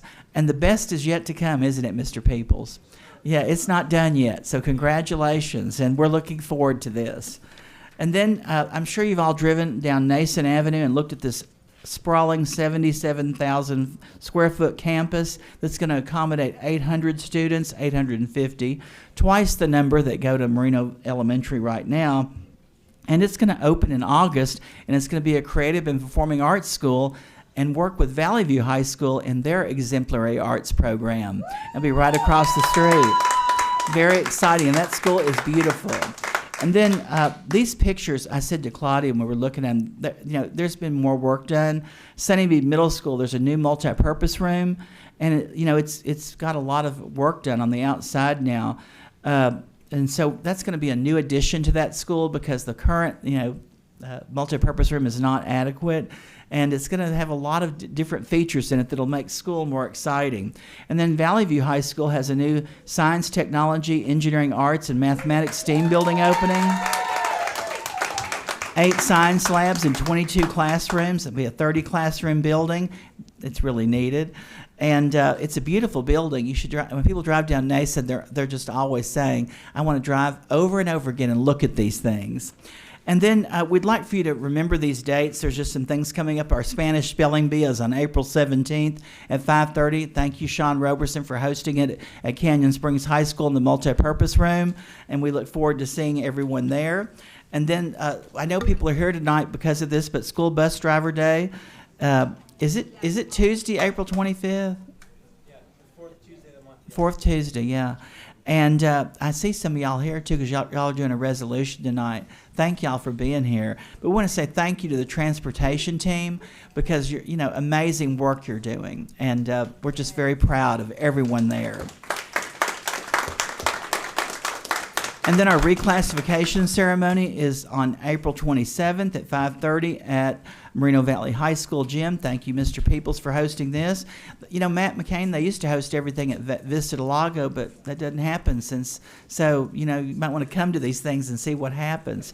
Lily Avia is the director. Dr. Arce is the chief academic officer. And this year, we're going to recognize over 284 students. They're going to be reclassified. So we're very proud of these students and their families. Thank you, Mrs. Smith. Thank you, Dr. Keziora. Moving right along to E7 resolutions. The first resolution, A, is resolution number 2022-23-81, Administrative Professionals Day.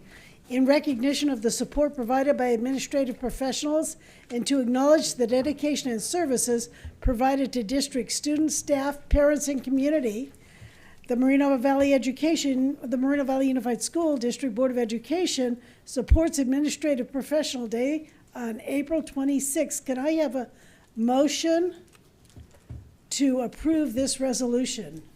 So moved. I'll second. Moved and seconded. Call for a vote, please. Mr. Johnson? Aye. Mr. Hoagie? Aye. Ms. Self-Williams? Aye. Ms. Clark? Aye. Ms. Smith? Aye, thank you. And now I'm going to turn it over to Mrs. Clark to talk about administrative professionals. I am so excited, but before I get started, can I please have Juan Hargi come to the podium? He will accept this resolution. He is the executive assistant to the superintendent. The Moreno Valley Unified School District recognizes and honors the outstanding services and contributions provided by our administrative professionals by proclaiming April 26, 2023 as Administrative Professionals Day. Administrative Professionals Day was formerly known as Professional Secretaries Day to recognize the work of secretaries, administrative assistants, receptionists, and other administrative support professionals. Administrative professionals represent a broad range of job titles and ever-expanding responsibilities. They make a tremendous impact on the lives of students, families, and staff by keeping our school districts running smoothly. On April 26th, we show our gratitude for all the work our administrative professionals do across the board and the district. Thank you for what you do each and every day. Because of you, we shine brighter and get our reservations on time and make it to the airport and get our agendas. And the district is amazing because of you all. Thank you so much, Juan.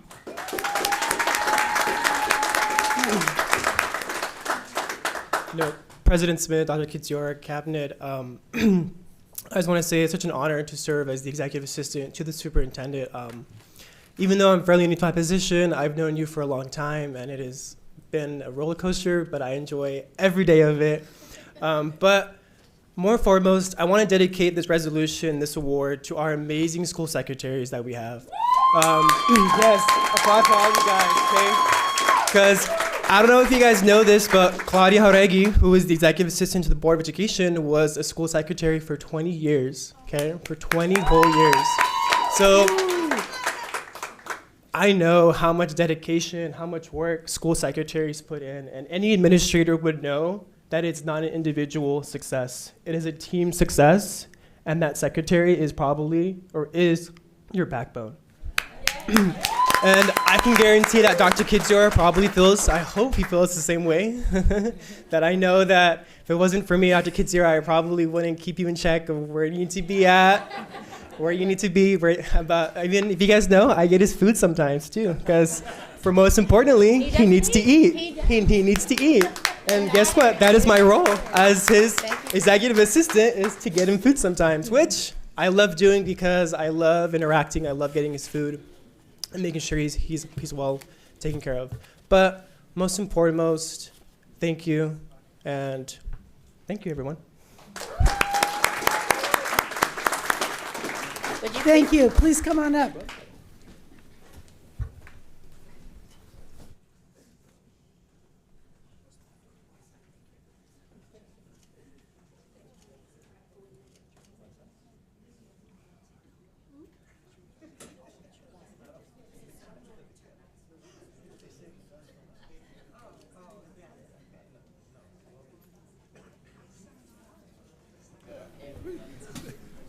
Thank you. I think that he just said that life with Dr. Kedziora is a roller coaster. I couldn't agree more.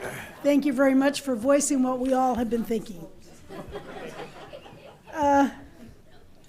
Moving on to next, the one so many of you have been waiting for, the Day of the School Bus Driver. The state of California annually recognizes the fourth Tuesday of April as the Day of the School Bus Driver. This resolution establishes April 25th, 2023 as the Day of the School Bus Driver for the Moreno Valley Unified School District. District administration appreciates the dedication of the district bus drivers who transport students daily. Can I have a motion on this resolution? So moved. I'd like to make a motion that we approve these resolutions, yes. I second. A call for a vote, please. Mr. Johnson. Aye. Mr. Holguin. Aye. Ms. Self-Williams. Aye. Ms. Clark. Aye. Ms. Smith. Aye. All right.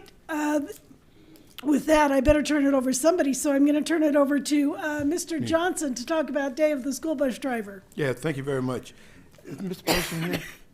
I didn't see him. Oh, there he is. Yeah. I need you to, and bring your crew with you. All right. As they're coming up, that's what I was going to say. Let's give our transportation. You go up there. I'm going to use the mic here. Let's give our transportation team a little hand. Mr. Burleson, do you have somebody that didn't come? No, what she meant. What I think Ms. Smith meant was, I know she retired, but she's with y'all, I think. Who's that hiding? You should come. Okay. I didn't know. I know she's still around. I see her, you know.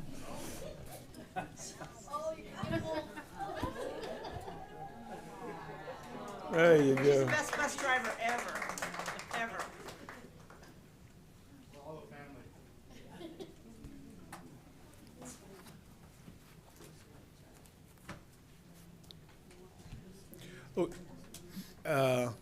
I'm going to read. You guys ready? I mean, yes. I say I'm going to read this because you guys are transporters and you take your time every day with our children, and I'm going to take my time reading this so everybody can get the word and let it sink into them. Annually, on the fourth Tuesday of April, school bus drivers are recognized for their excellent services to students. For bus riders, the school bus drivers are the very first person that our students see when they are going to school. They create our students' first experience of the day. Now, the safety of our children is in the hands of trained school bus drivers. They work on maintaining a current license, perfect driving skills, and increase their knowledge in school bus laws. A lot of people don't know about the laws that you guys have to follow. Although school bus drivers face natural and unexpected hazards in the performance of their duties, they do not steer away from showing care and compassion towards the students that they are serving. We are proud to recognize all of our school bus drivers on April 25th, 2023, for their continued and outstanding service to the youth of this great district. So I'm going to come down and present these to you. I have this for you.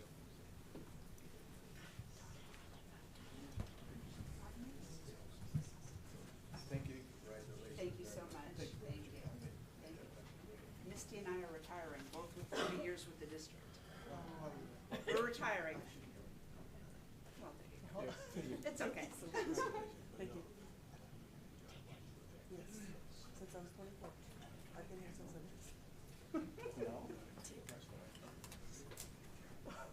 Congratulations.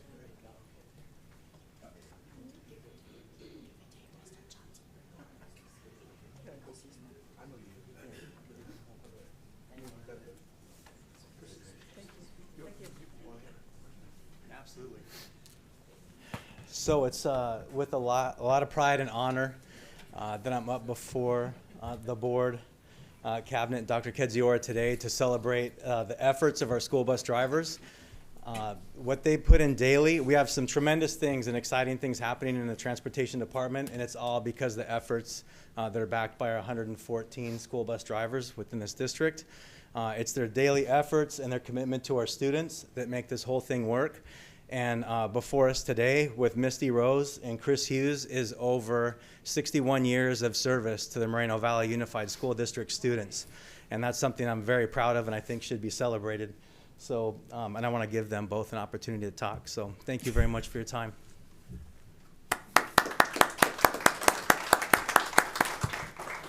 I'm Misty Rose. I started here at the age of 24.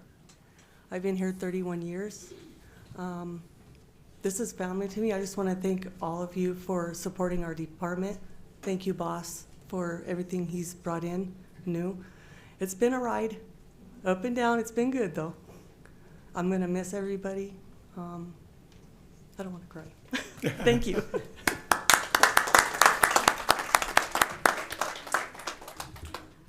I just want to say thank you.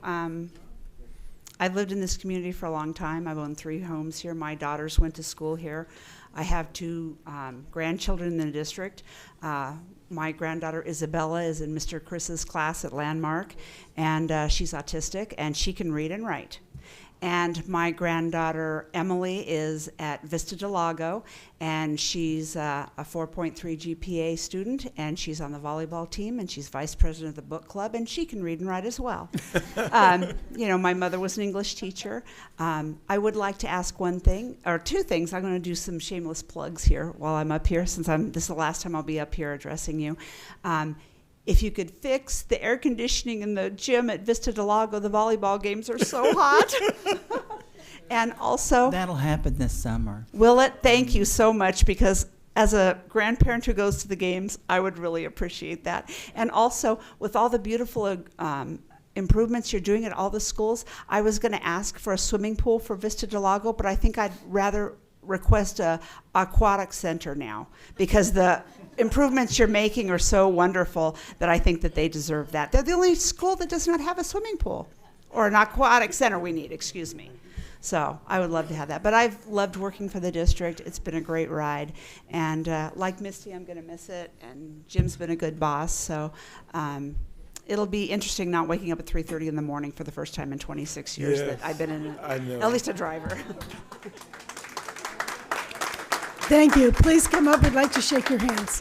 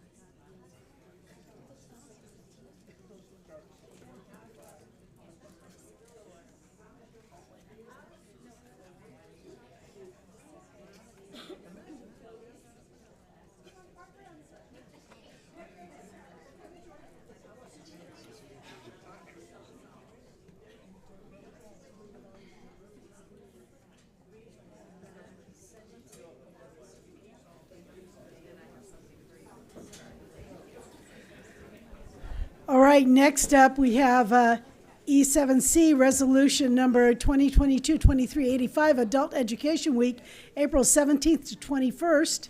Now, therefore, the Board of Education of Moreno Valley Unified School District hereby proclaim April 17th to 21st, 2023 as Adult Education Week in the city of Moreno Valley, California, and salute the administration, teachers, and students of the Moreno Valley Unified School District Community Adult School and honor their efforts and accomplishments on this week. Can I have a motion to approve this resolution? I move we approve the resolution number 2022-23-85 as presented. And I'll second. Moved and seconded. Could I have a roll call, please? Mr. Johnson? Aye. Mr. Holguin? Aye. Ms. Self-Williams? Aye. Ms. Clark? Aye. Ms. Smith? Aye. Thank you very much. I would now like to turn this over to Mr. Holguin to present this resolution. Thank you, Ms. Smith. It's an honor for me to be able to present this resolution, and thank you for choosing me for this particular resolution. This one means a lot to me personally, and I'll say why in a minute.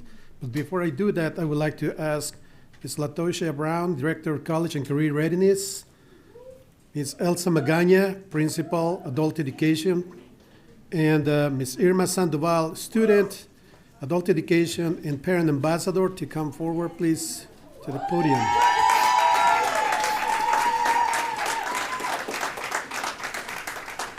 Thank you so much for being here, and I have this resolution that has been signed by the 5 board members and superintendent, and I appreciate my colleagues voting in favor of approving this resolution.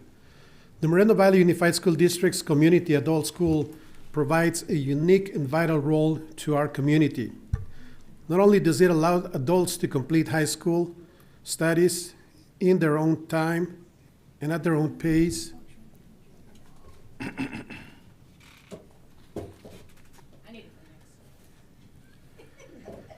it provides instruction to those in our community who need English as a second language and citizenship courses. It also provides career and technical training for adults seeking career changes or enhancements. The Moreno Valley Unified School District Board of Education is proud to proclaim April 17 through April 17 through April 21 as Adult Education Week. I do have the resolution here. I would like to read 3 items from it because I think they're relevant. And the first one says that from April 17 through April 21, under the theme, Today's Students, Tomorrow's Workforce, the state of California will observe Adult Education Week. So the governing board of the Moreno Valley Unified School District acknowledges that our Moreno Valley Unified School District Community Adult School serves as the changing economic and cultural needs of a vigorous, expanding community. Also, whereas the Moreno Valley Unified School District Community Adult School, recognizing that to break the cycle of illiteracy, we must focus on educating parents, provides programs in family literacy. And then the Moreno Valley Unified School District Community Adult School provides instruction for parents and families ranging from pre-birth classes through a wide spectrum of parent education and family literacy courses. So a couple of minutes ago, I said that this was very important for me. And I'd just like to share with all of you that I am so thankful to this district for having this program in our district, which many other districts do not have this program. So we're lucky that we can serve adults in our community, in our city here. And the reason I say it means a lot to me is because I am here thanks to an adult education program. I myself went through an adult education program several years back, and that made a difference in my life. If I didn't have that opportunity at the time, I just would not be here. So I appreciate all the adults that are attending these programs. I appreciate all the staff members that work there, the parents that are volunteering there, and all the services that are being provided. And we're just making a difference, not only in the lives of those adults, which many of them are the parents of the students that we serve in a K-12 system. So that's important because as we talk about parent engagement, we're also helping the adults to be prepared so that they can help their children at home and they can succeed in life too. So with that, I would like to ask the three of you to accept this resolution. And if you want to say some words, please do so, and then I'll hand the resolution to you. Thank you. Well, first I want to say thank you to the board and to our cabinet members. Our adult education program in Moreno Valley is second to none. If you've had an opportunity to visit this program, you will find that there is a lot of love there. Ms. Magana hosted a back-to-school open house night, and I'm telling you, it was a packed house in her facility. They did raffles, and there was so much engagement and just the caring and the kindness and the support. So I want to say thank you to all of our staff and to the principal of our adult education program, Mrs. Magana. So I will turn it over to her so she may accept this resolution. Good evening, Board President Ms. Smith, board members, Dr. Kadziora, Superintendent, and Cabinet, and Moreno Valley community. It is my honor to serve the Moreno Valley Community Adult School as their principal. Like Ms. Brown said, we are doing a lot of things at Moreno Valley, the adult school, but I'd like to personally thank you for all your support, all the support that you bring to the adult school, because without your support, we would not be able to provide all the services, academic or social supports that we provide to the community in our school. I'd like to give you a little data. As of last week, we are serving 853 students. That's in the evening session and in the morning. I am running out of room, so I'm going to do a little thing here. Keep in mind when you're doing all those renovations, I would like to expand the program, but I am running out of classrooms. So with that being said, I brought two students with me. I brought the parent ambassador, thank you for assigning a parent ambassador to our school. She has brought a lot of activities to involve the students. One of them is the book club in Spanish and English. I think we have like 20, I believe, students between the two clubs. They meet every Thursday and they read, and it's amazing. The literacy, like you said, we're bringing literacy. The students are loving it because now they say they go home and they sit with their students who are district students, and they say, come on, we're going to read. Mom or dad sits with them, and they read together. So that's been a really, really big success for us. And so I have Ms. Irma Sandoval, the parent ambassador, and I have a current student. He's a GED student, Mr. Jorge Quintero, and they would like to share some words with you. But thank you again for all your support.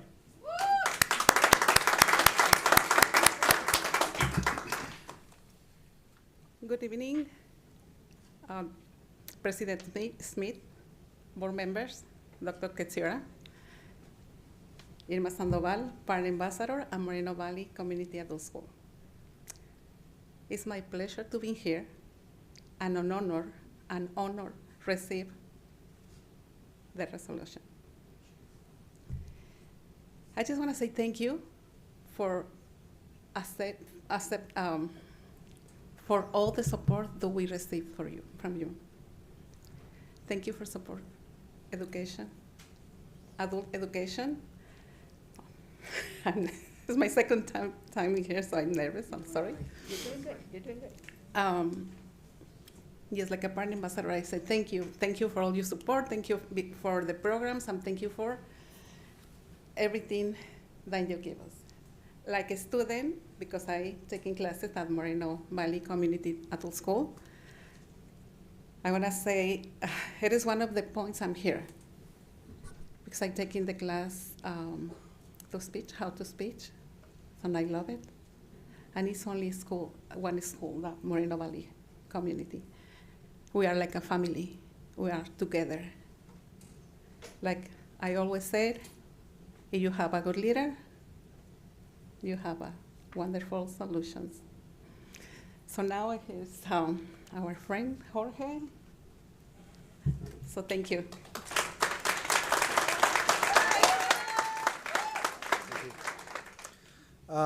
Good evening, Board President, Ms. Smith, Superintendent Dr. Kadziora, board members, and Cabinet. My name is Jorge Quintero, and it is a pleasure to accept the Adult Education Resolution. Moreno Valley Community School provides opportunity for adults in the community to complete their high school diploma or complete their GED, like myself. Also to learn English and computer application classes, which also I'm taking. I only need like one more test, math test, to and I will have my high school equivalent.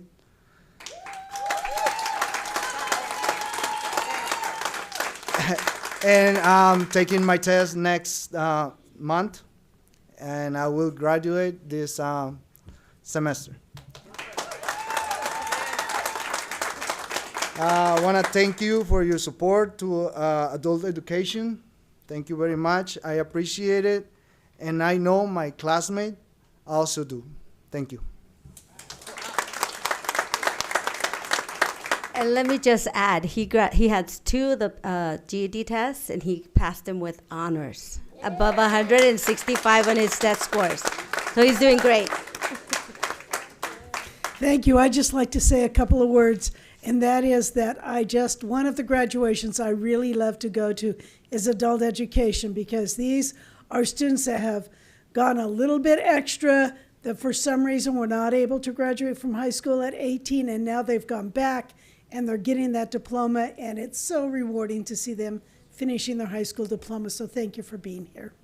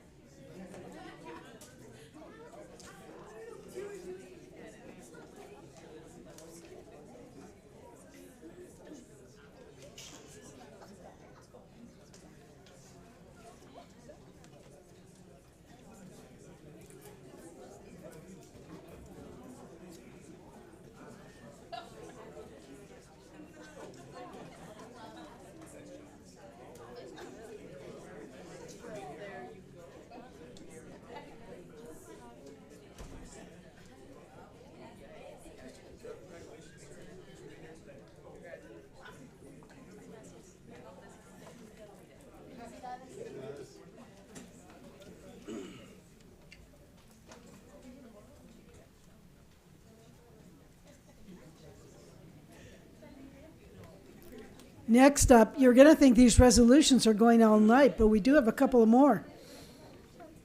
E7D, Safe Schools Violence Prevention Week, April 10th to 14th. April is just a month for so many things. So now, therefore, the Board of Education of Moreno Valley Unified School District hereby proclaim and observe April 10th to 14th, 2023 as Safe Schools Violence Prevention Week. I would like to have a motion on this resolution. So moved. I'll second. Moved and seconded. Call for a vote, please. Mr. Johnson? Aye. Mr. Holguin? Aye. Ms. Self-Williams? Aye. Ms. Clark? Aye. Ms. Smith? Aye. And now we will call on Mrs. Self-Williams to present this resolution. All right. Thank you, Mrs. Smith. I'd like to have Darrell Scott, Director of the Safety and Security, and Dwight Taylor, Campus Security Officer 2, who is also the District Lead Officer, to come up and accept this resolution. Before I say a few words about the resolution, I want to share a couple of things that's really important. One is that the board believes that there is a strong positive correlation between safe schools and high academic achievement, and that county and district governing boards and superintendents provide leadership in establishing safe schools, creating enabling policies, developing behavior standards, and providing support and assistance to students to become self-directed and responsible. Because we know if our students don't feel safe, there's no point. I mean, it's difficult to focus and concentrate on learning. And the other thing is that April 10th through the 14th has been chosen as Safe Schools Violence Prevention Week to honor the victims of school violence and to remind us to do all in our power to ensure that these senseless tragedies never happen again. We must always remember to put our kids first. That's very important. So with that said, all students enrolled in public schools have the right to attend campuses where they are safe and secure. We believe an essential element in achieving safer schools is collaborating and coordinating at the local level, an approach that is integrated into ongoing school planning efforts and includes participation of students, parents, teachers, administrators, counselors, and other school support personnel, as well as law enforcement, business, and community agencies. The Board of Education of the Moreno Valley Unified School District proclaims the week of April 10th through the 14th as Safe Schools and Violence Prevention Week. We highly encourage parents, teachers, students, other school personnel, and members of the community to participate in Safe Schools and Violence Prevention Week activities to demonstrate their commitment to safe, tobacco, and drug-free schools and communities. And I'd just like to say, are there a few things that you'd like to say, any words before we present these resolutions? No, we're happy to accept it. And again, we just want to make sure our students are safe when they come to school so that they can learn and don't have to worry about being unsafe and outside factors. So we take pride in making sure that our kids are safe. Yeah, that's pretty much it. And I also want to state, and I want to speak just to our students, our parents, and our community, that the Board of Education and the superintendent and every employee of the Moreno Valley Unified School District is dedicated to keeping kids safe every single day. And that is our mission, that is our job, but that is our calling. And we will continue to do that every single day. Thank you. Thank you. Thank you. We'd like you to come up for a second here so we can shake your hand.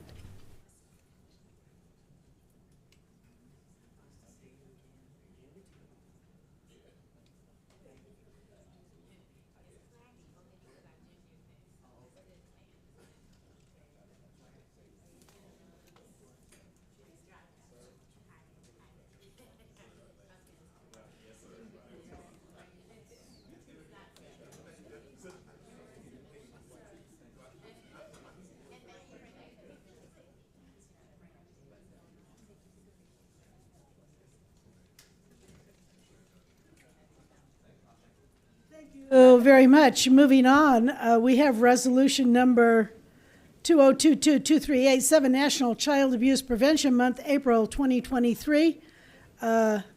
Resolving that the Moreno Valley Unified School District Board of Education designate the month of April as National Child Abuse Prevention Month and encourages the community to share the responsibility of helping all children to have positive, meaningful life experiences so they may grow to their full potential, free from physical, emotional, and sexual abuse. Could I have a motion to approve this resolution? I'd like to make a motion that we approve the resolution 2022-23-87. I'll second. As presented.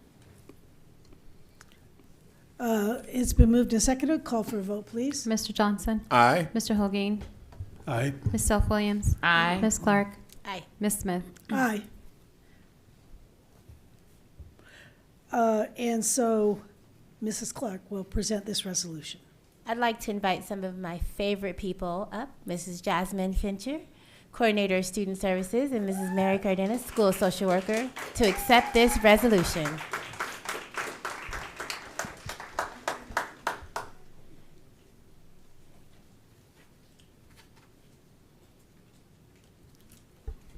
Thank you.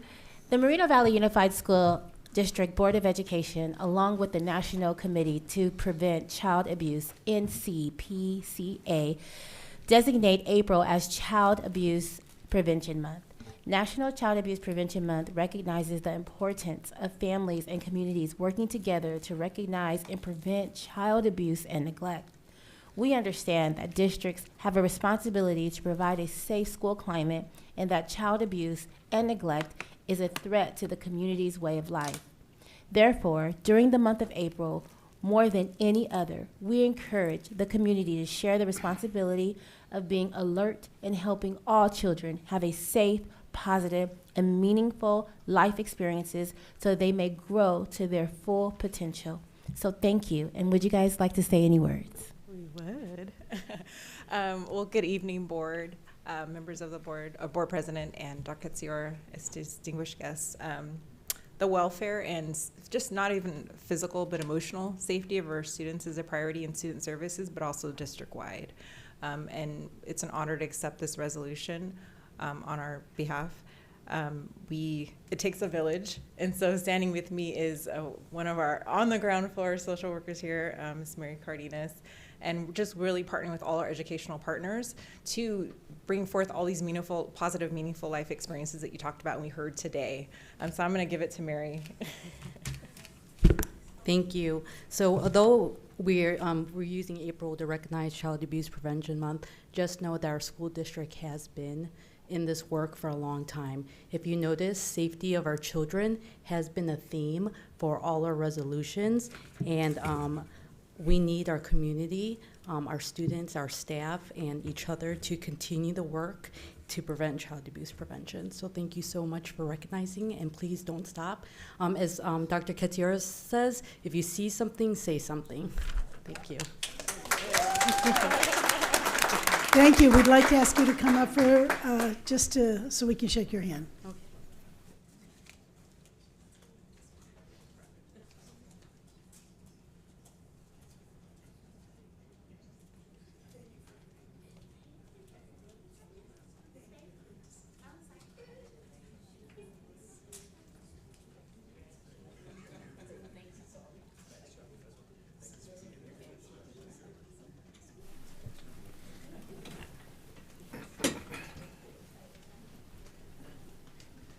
All right, this is the last resolution, and it's E7F, B, C, D, E, F, 6 resolutions. I think that's the most we've had in a long time, but this is Financial Literacy Month, April 2023. Now therefore be it resolved that the Board of Education of the Moreno Valley Unified School District joins in proclaiming and observing the month of April as Financial Literacy Month. And can I have a motion to approve this resolution? I'd like to make a motion that we approve this resolution. I'll second.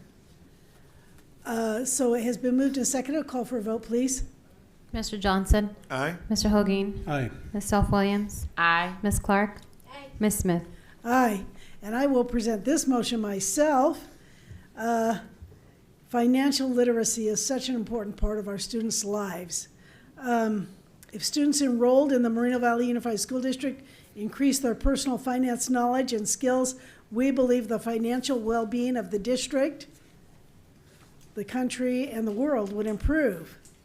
We want our students to be better equipped to effectively manage the finances in an increasingly complex financial world. Our students graduate from high school and move on to college, enter the workforce, or join the military.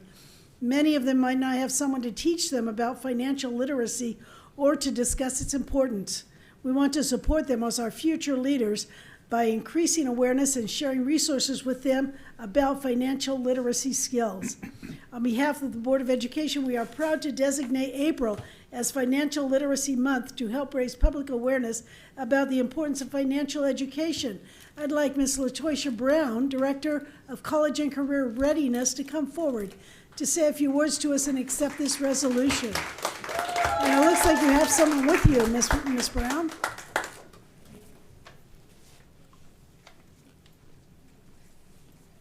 Good evening, Board President, board members, Dr. Keziora, and Cabinet. So yes, I do have Mr. Omar Marquez with me. He is the assistant principal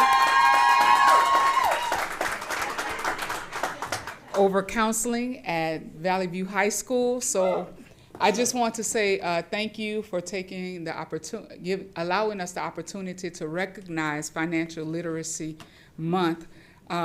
This is not only a district initiative, but it is also a county initiative. With this initiative comes with understanding the importance of financial literacy, understanding how you can pay for your college tuition, college affordability, having some goals set, and planning for your future entrepreneurship as well as financial investments. And I just also want to say thank you for our partnerships. One we most recently was approved by the board, which is with Chase Financial Bank. So we're grateful for that, and they'll be providing financial literacy lessons to students in grades K through 12. Also with the Riverside County Office of Education, Moreno Valley College, the City of Moreno Valley, and who have provided us with those resources. And we also use an online program called EverFi, who provides those financial literacy lessons to students as well as opportunities for scholarships. So thank you again for this resolution, and I will turn it over to Mr. Omar Marquez from Valley View High School to accept this resolution. Thank you, Ms. Brown. I'd like to thank Board President Smith, the rest of the board, Dr. Keziora, Cabinet, and everybody else here that allowed the Eagle takeover tonight. I'm going to keep this really short and brief, but I think who I really want to thank also are all the staff members that include financial literacy in their lessons, and sometimes a lot of us don't know about it. In fact, we have one of those staff members here, Miss Handy, who teaches math for personal finance for her students, and I know we have quite a few others, such as Mr. Leon, the whole math department at Valley View High School, and even former Eagle Julian McDaniels, who's now an administrator. This is like 5-6 years ago that we were pushing financial literacy, and I'm glad to see that it's really picking up, and hopefully more of our kids get this important information. Thank you. Thank you. Please come forward.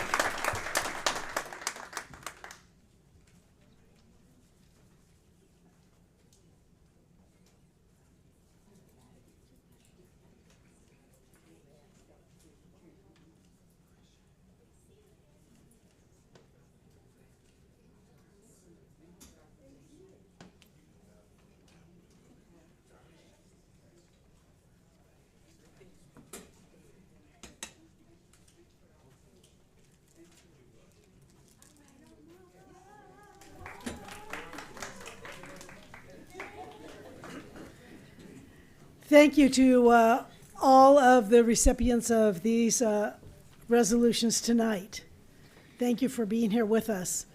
Next up is F1, the public hearing to disclose the Moreno Valley Unified School District's 2023 bargaining objectives with the Moreno Valley Educators Association.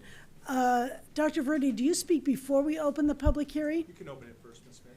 Okay, so what I would like is a motion to open the public hearing on this matter, and this is the objectives of the school district.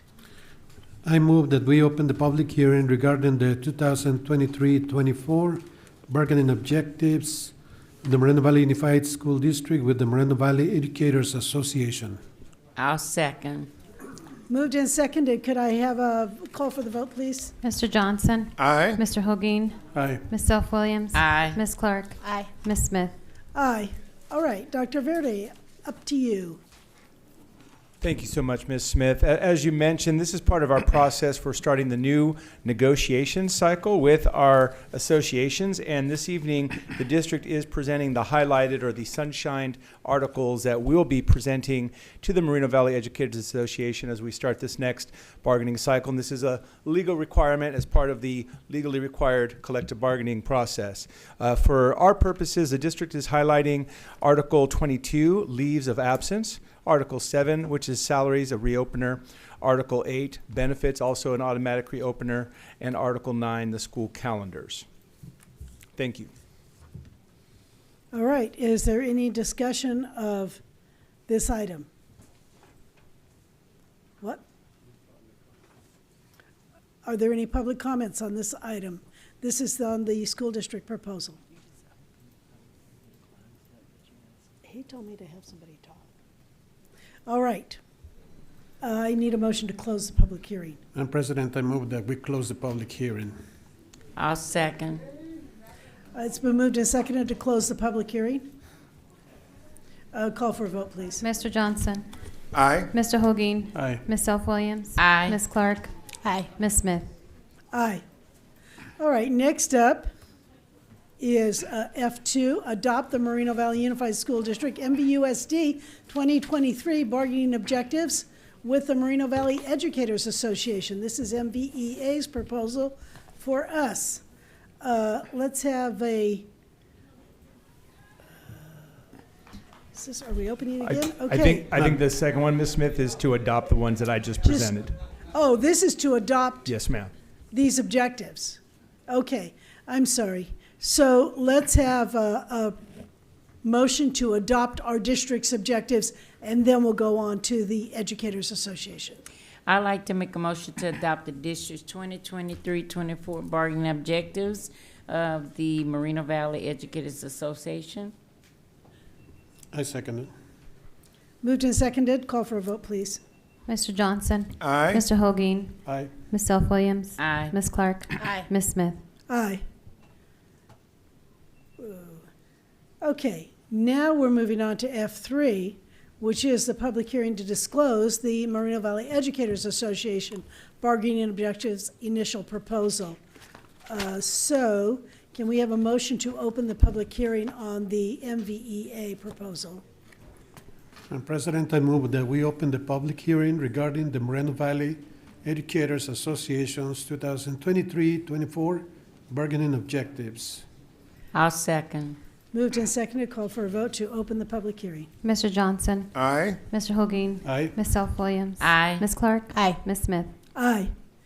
All right, so Dr. Verde, no, I think are we having people from MVEA present these? Yes, so MVA is going to present those to the board at this time, and they are represented this evening by their president, Mr. Chris Farias, their bargaining chair, Ms. Susan Berkey, and their labor relations rep, Mr. Gregorio Daniel. Thank you. Good evening, President of the Board, members of the Board, Superintendent, and Cabinet. MVEA shall sunshine the following articles. Article 7, salaries. Article 8, employee benefits. Article 9, school calendar. Article 10, hours and assignments. Article 13, class size. Article 15, evaluation procedures. And Article 24, induction and peer assistance and review programs. Thank you. Thank you. Do we have any other speakers on this item? All right, in that case then, I will entertain a motion to close the public hearing. Madam President, I move that we close the public hearing. I'll second. Okay, it's been moved and seconded that we close the public hearing. Before we go further, will we update the attachment? That's in here for that. It's not, Mr. Gregorio stated several things that aren't listed on this. Isn't this the attachment that goes with it? Let me see your attachment. I think that's the districts and the MVAs is another one. That's the district proposal. Okay. I don't know if we have the MVEA proposal attached here. It has MVA right Yeah, there it is, further Got it. down. Okay. Further down? Yes. Okay, we can call for the vote. Page Just making sure. 66 Thank you. in your packet. All right, are there any other comments? No. All right, then I will entertain a motion to close the public hearing. We move that do have We did a close the- motion. Yes. We have a motion, so Mo- let's, Motion by Mr. Holguin and second by Ms. Self-Williams. then let's vote on Oh, it. Mr. Johnson? Aye. Mr. Holguín? Aye. Ms. Self-Williams? Aye. Ms. Clark? Aye. Ms. Smith? Aye. So then for part 3, we are going to accept the Moreno Valley Educators Association bargaining objectives proposal with the Moreno Valley Unified School District. So that means that we're going to take it in and accept their proposal. Madam President, I move that we accept the Moreno Valley Educators Association's 2023-24 bargaining objectives with the district as presented. I'll second. Moved and seconded. Call for a vote, please. Mr. Johnson? Aye. Mr. Holguín? Aye. Ms. Self-Williams? Aye. Ms. Clark? Aye. Ms. Smith? Aye. Thank you. We are now on G, consent agenda. All matters in this category are considered to be consistent with the board district goals. There will be no separate discussion of these items. If discussion is required, items may be removed from the consent agenda and will be considered separately. Now, we already did take out G4A1 because we voted on that earlier. So, do I have a motion to approve the consent agenda with the exception of G4A1? Madam President, I move that we approve the consent agenda with the exception of the item you listed. All right, do I have a second on that? I'll second. All right, call for a vote, please. Mr. Johnson? Aye. Mr. Holguín? Aye. Ms. Self-Williams? Aye. Ms. Clark? Aye. Ms. Smith? Aye. All right, now moving to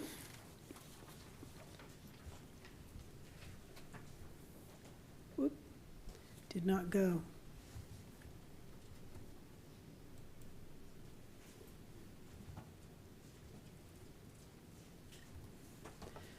Wait. To, is this where we are? H. I'm on the wrong page here. Let me go back.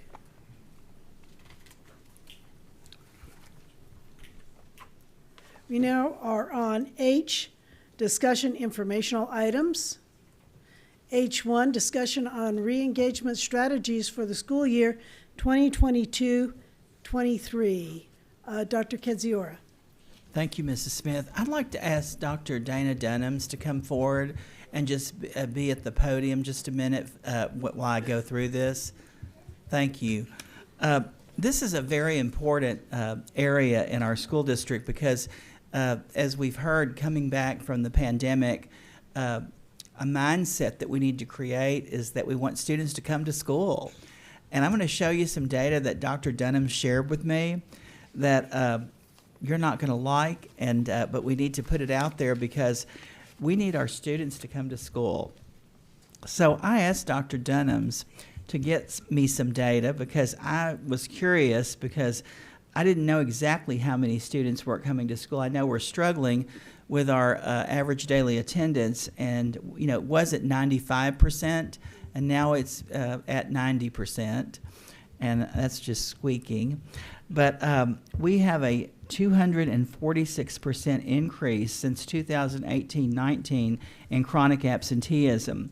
And I wanted to ask you, Dr. Dunhams, because you do it much better than I do, but I'd like for you to share, what is chronic absenteeism? What's the definition of that? Because some people don't know.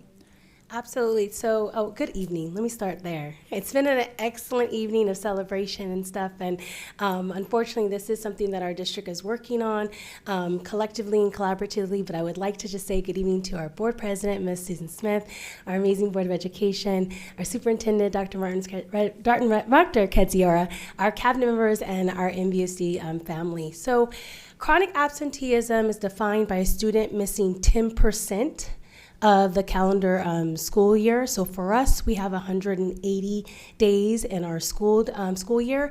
So once a student has missed 18 days, they are chronically absent. And unfortunately, once you're chronically absent, you cannot reverse it.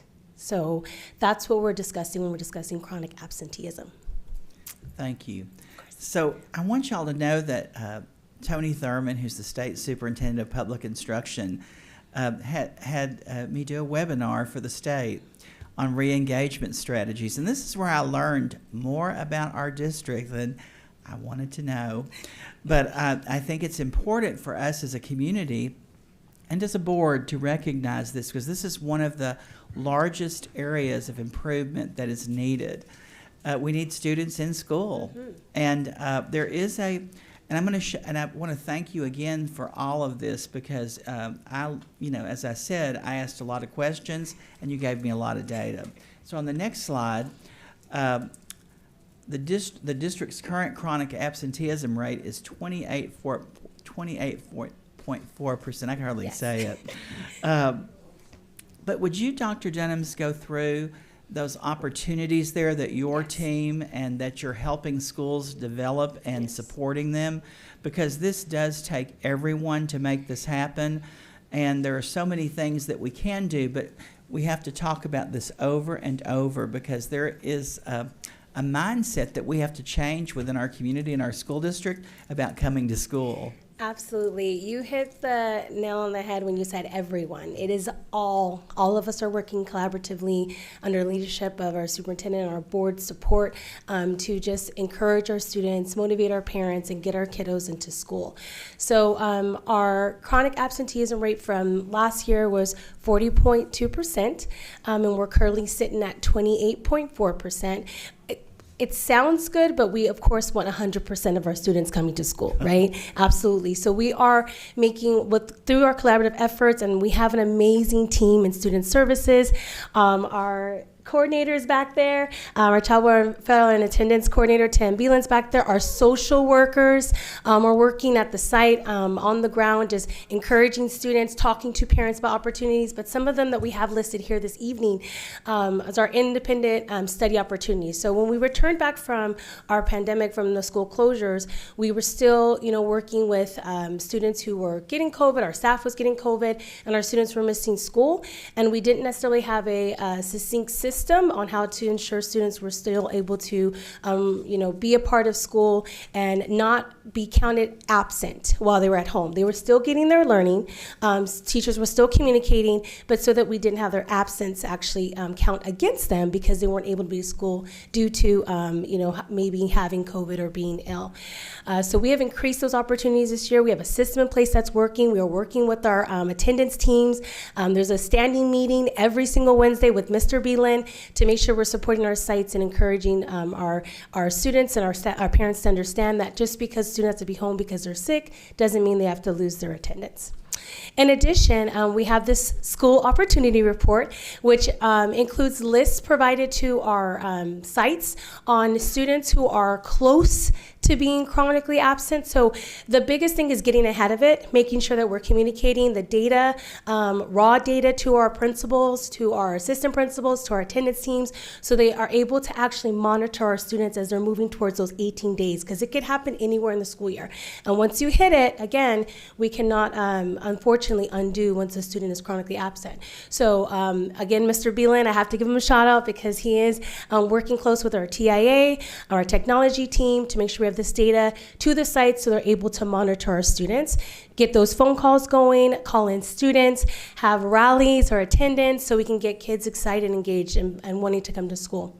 There's tons of school site communications. I know we have our superintendent who does his communication every single Friday, but we also have our sites doing their part as well and communicating with parents, with students, text message, phone calls, letting them know your student has been absent, but we want to give you opportunities so that you can come, be engaged, and be excited to come to school every day.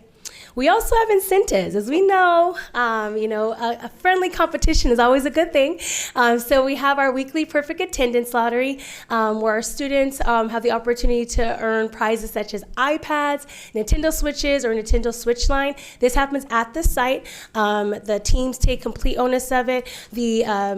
The prizes are funded so graciously by our board and our superintendent and our cabinet, but the sites get to run that, so it just makes our students feel connected to their school, because we want that connectedness. When students feel connected, they will come. 8-week perfect attendance competition. This is for our elementary schools. So the school with the highest percentage of attendance over an 8-week period, because remember, we are monitoring throughout the year. We do not want our students to hit that 18-day. They're able to choose between a churro tuck or a Kona Ice Day. And I just saw a notice go out from Serrano Elementary School. They're very serious. They want the churro truck, so they are encouraging their students to come to school.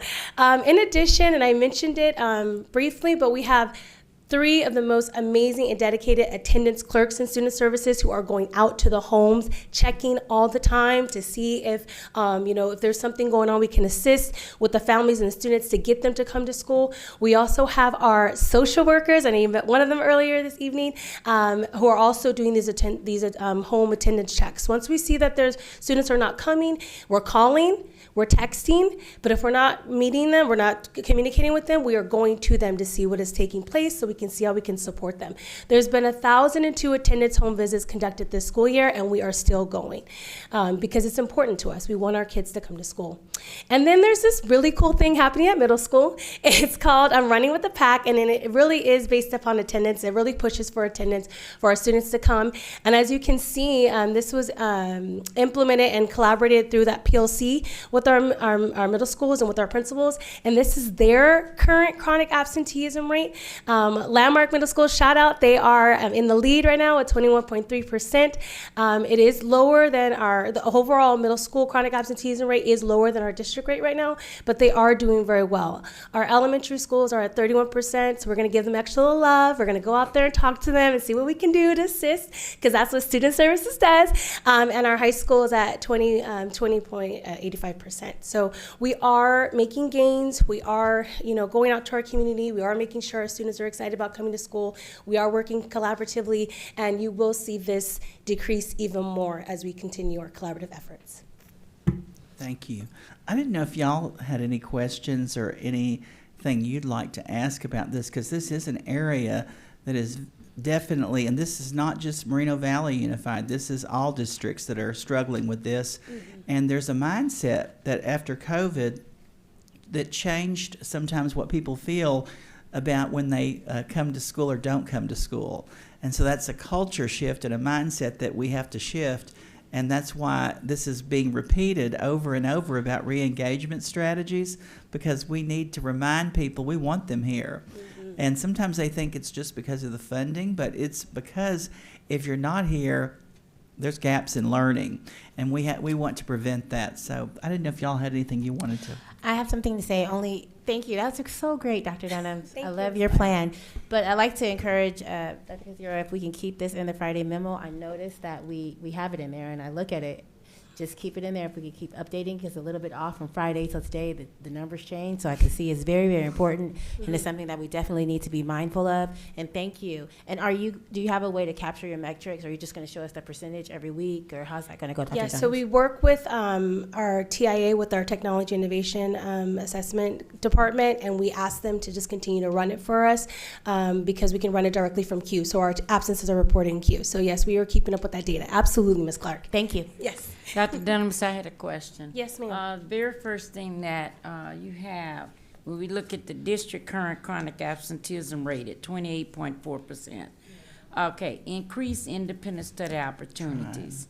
I know parents have every right to request independent study for travel if there's a child basically that's sick or what have you.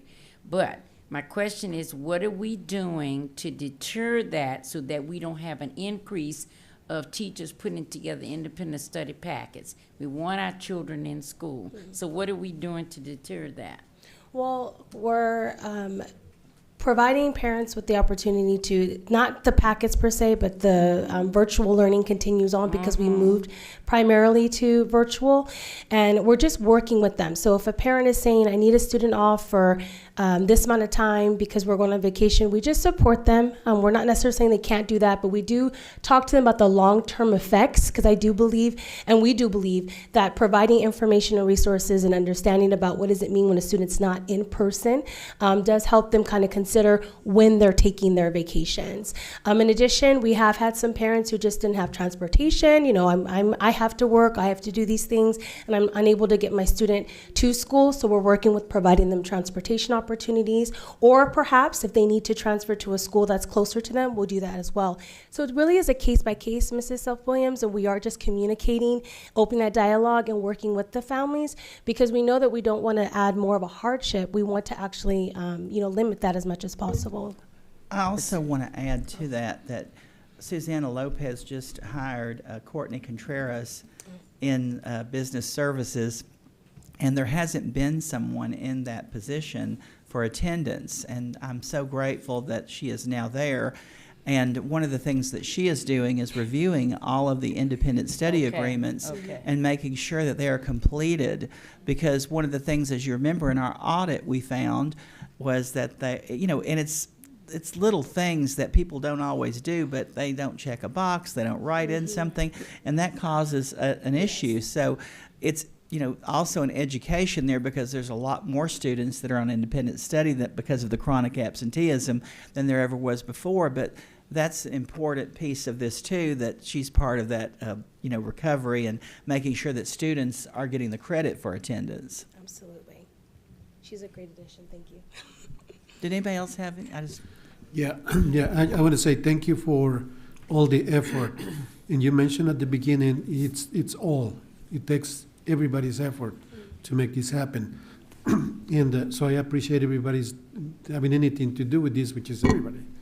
But at the same time, I want to say the statement that Dr. Katsura made at the beginning, that we want the students in the classroom not because of the funding. Funding is one thing, but the learning process only takes place in the best possible manner when the student is in the classroom. There's no attendance, there's no learning. And that is our focus, right? We want our students to learn. And I think it is difficult for the students to catch up when they miss even one day. Agreed. So they have to come the next day and then catch up for the 2 days. So I think to a certain degree, we put the students in a difficult position when they're not in school. So again, I appreciate all the efforts, and from my perspective, and I know my colleagues would agree, that whatever we can do to support the effort, just let us know, and we'll do that. I think another thing, I'm glad that Dr. Dunhams is here, and I'm glad that Tim Beeland is here, and Jasmine Fincher, and Mary Cardenas, the social worker, and anybody that is here, I'm grateful. But I think people need to know who you are. Yes. And I think people, and that's why I'm saying this, because I want parents to know, I want families to know that they have support. Mm-hmm. And I'm proud of the outreach that has been happened through student services, and we have to continue that. But Tim Beeland just texted me. I love this. I thought I had the latest information, and I appreciate this, because he just texted me, and it says we're at 28.4%. But just because we're discussing this, I think it's important to say that the chronic absenteeism decreased last week to 26.8% district-wide. Is that right? 26.4. And so I think it's important. Every time we make progress, we have to celebrate that. We have to acknowledge it. And I want to say thank you to the families that brought their kids to school, and all the people that do it already. But the more that do it, the better. Absolutely. So thank you. Thank you. So you can. I appreciate you being here. Before you leave, I just have a quick comment. Thank you for everything that you're doing, and because I know you guys are going to make it much better. But while you were talking, I was thinking about one of my neighbors. He and I talked about a month or so ago about his kid not missing school. Mm-hmm. And so he was like telling me that, and he was proud that his kid doesn't miss. I thought most kids were the same way until I read your report. So I'm just wondering, you can't answer, but I'm wondering what's the difference? I mean, here's a man telling me there's no way in the world his kid would miss, and obviously, I thought that's the way it is most places. But I'm wondering how does a kid get by not coming, not going to school? I mean, the parents.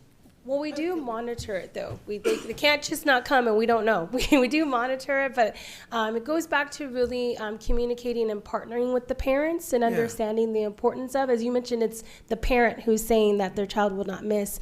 And we do have we have a parent project that we have going on. We partner with Raphael to support parents. We have our parent ambassadors out there talking to parents, just communicating the importance of, as Mr. Holguin pointed out, the students not being in school, it does create gaps, and we don't want those gaps. We don't want them to accrue deficits, right? We want them to stay on top of it. So we're just partnering with our parents, we're communicating, we're sharing resources, we're engaging, and we're supporting at the level that they need. And I think that that is where we're going to see the difference. Well, you have one parent on my street that says no. Well, thank you to that parent. Thank you. Thank you. Thank you. Thank you so much. So another area that we're developing and doing more with is what we call our Spring Luau Innovation Camp. And this was, just happened during spring break. And I went to these. You can see me in that one picture there. I love these kids. They said, get up here and put one of these leis on. But it was raining outside, And so we had 5,638 students attend during that 7-day period. And I want you to know that transportation was involved because we didn't offer it at every school. And so we provide transportation. But this is another way to re-engage students, to bring them back into school. And I want to thank Dr. Arce, who's the Chief Academic Officer, who works with Dr. Lisa Broomfield, who oversees this program. And Dr. Verdi helps staff it, and Susanna Lopez helps, make sure the funding gets to everyone and gets paid. It is an additional piece of a layer that we haven't done before. We have students here during spring break. We're going to have them in the summer, and we get funded for this. So this is a very exciting program, and I want to encourage parents to send their children to these programs because this helps re-engage students and it helps them connect with people in the school so they know that people care about them, and it's a great opportunity. On the next slide is about Saturday Innovation. Well, it offers different services, but Rafael Garcia, you can come forward now because I know you want to. And you're back there, what about me? He's not really. But one of the areas that he works on is social, emotional, and mental health. Now, I want to tell y'all that and I want to thank y'all for what we created here, this position, and for him doing it. I want to take you eventually to the Wellness Center because it's different. We received awards for it before. Now we have someone who oversees it on a daily basis. We didn't have that before. You may have thought we did, but we didn't. And now there's someone that takes pride in it. There's progress there. I was just there the other day stuffing Easter baskets for an event and with the Optimist Club. And what they've done with getting clothes, getting food, all the mental health that anybody could ask for. But I want to say this because we have an increase in the number of students who have concerns at school, who have mental health issues. And sometimes people don't know that they can reach out to a person. That's why I'm calling these people up here, and I hope people that are watching see this, because Raphael is the face for mental health. I mean, you may not know that, but you are. And I wanted you to share a little bit about what's happening in the Wellness Center and with mental health and what you've been doing, because, you're sending me. He's starting this pilot program. It's amazing. It's going to start with 9 schools, and it's going to be a feeding program on the weekend. But these are innovations that people don't always know, but there are ways to help our families know that we care and we value their experience. Because there's another thing that I learned through this re-engagement work. What we experienced and what our community experienced may be very different things. Because I'm not having any issues doesn't mean that no one's having, it doesn't mean that at all. What I'm learning is I have more students, we have more students who have issues and challenges, but sometimes people do not know where to go because when they were at home, there were different things happening. And, anyway, I'm going to stop and you start. Okay. Thank you, Dr. Katsiora, President Smith, members of the board. It is a tremendous honor to serve in this capacity as Director of Wellness, Mental Health, and Community Outreach. I invite all families, any families that are in need of basic needs, food, clothing. We have a laundry services. We have a shower. Come visit the Community Wellness Center at Creekside Elementary School. We have parent ambassadors there, other support staff that really are boots on the ground. They really link our families to our Community Wellness Center so they can get access to food. We have, today I was looking at our sign-in sheets. We had pages and pages of parents and families that come out every single day to access the Wellness Center. And it cannot be done without your support. And I want to appreciate you. I am so proud when we present, for instance, at CSBA or these other conferences, and we're presenting the information about the Wellness Center or parent ambassadors. The response that we get, we had another district today that reached out and said, we want to know about parent ambassadors, or we want to know about the Wellness Center and some of the supports that you're doing, because you were forward thinking in supporting the work of the Wellness Center. In this capacity also to provide mental health to our families so that all students have access to mental health supports. It was before this school year, we were providing mental health support for our students in special education so that they could access the curriculum. However, this year we've expanded that so all students receive support. So I'm just incredibly proud to Dr. Katsura said the face of mental health. I don't know about that, but I embrace the work, and I really appreciate your continued support. And he mentioned the weekend meal program that's going to be coming up later on May 5th. We're going to start that so that we can identify students at every site, and we're going to pilot it this year. But with our social workers in student services, our counselors, site administrators, and parent ambassadors, we're going to identify families at each school and give them fresh produce and food for the weekend so that they can have meals on the weekend. And we hope to expand that next year. And that is through partnerships with our community, with agencies, and grant writing that we've done, and of course, forward thinking and support of the Board of Education and district leadership. I want y'all to know that today this is just an example, but I went to a school and I was told a story. I contacted Mr. Garcia and I said, I want you to help this kid, because I would do it myself, but I said, I want you to do it. And he called the school, he called the student. The student needed a new pair of pants, and he was going to get, I guess you already got them at Kohl's. I don't know where you got them, but anyway, I just think that's the kind of service and support. You know, when I hear a story, I'll walk into a school and people tell me things. And this health tech said, I thought you knew this. And I said, I don't remember. And she told me it was on February 7th at the board meeting, that the student. But I said, well, I was a little preoccupied that evening. And but anyway, he takes care of that. I mean, and I really appreciate that. And I think our community does too, but I want more people to know about it, because I think that's what we've learned, is that everyone doesn't know what we do. And so through this re-engagement strategies, we want people to know we give them help, we give them support wherever they're at and whatever they need. Absolutely, and we can't overstate it enough. Sometimes we think we do such a great job of communicating. So we go out, and Dr. Katsura sends out the email every week, but we also present at ELAC, we present at APACS, and so that we're getting the word out. And through our parent ambassadors, through our site administrators and counselors and social workers, we're really continuing to spread that, because we hear that off too often. We didn't know you guys offered these services. We didn't know. And so we definitely, if you, like he says, hear something, say something, see something, say something, that also goes for the supports and resources we offer. Hey, that's excellent. Can I say something? I encourage you, this is something that we might want to call the press enterprise about, just saying. We did. Because I just think it's so wonderful, and mental health is really, really close to my heart. And I just thank you for, supporting the whole child with this.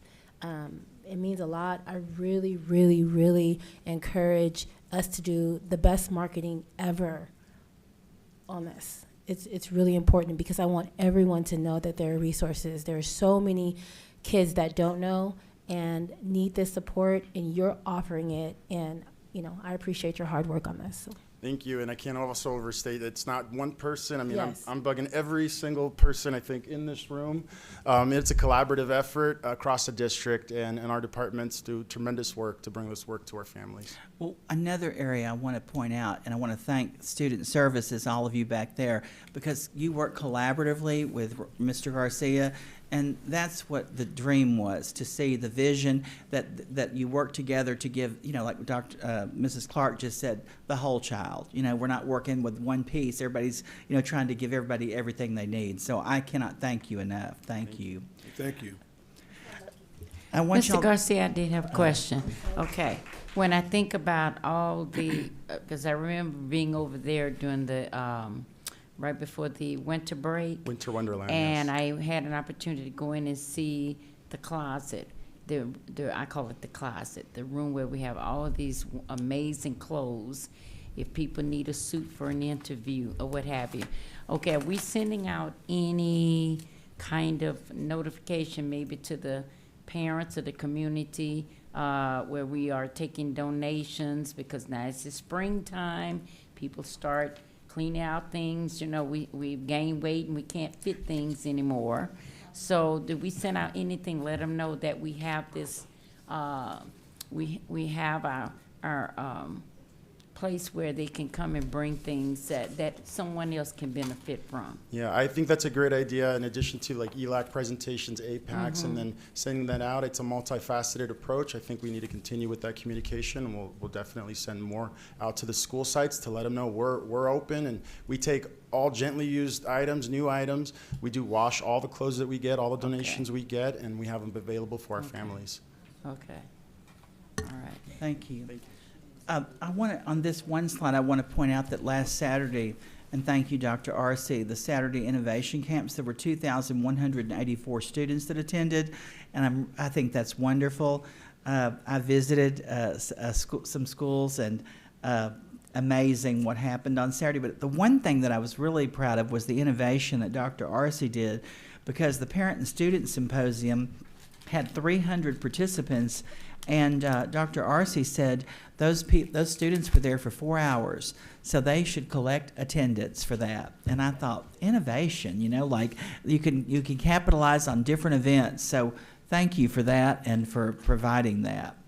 And then I want you to know that we have a school safety and culture survey coming out tomorrow. The family survey is from April 12th to the 27th, and the student survey is April 26th, and the staff survey is also April 26th. And this includes parents, grandparents, and any guardians who are interested in sharing their feedback. This is important for us to do these surveys to make sure that we are communicating and that we are seeking ways to get connection with our community.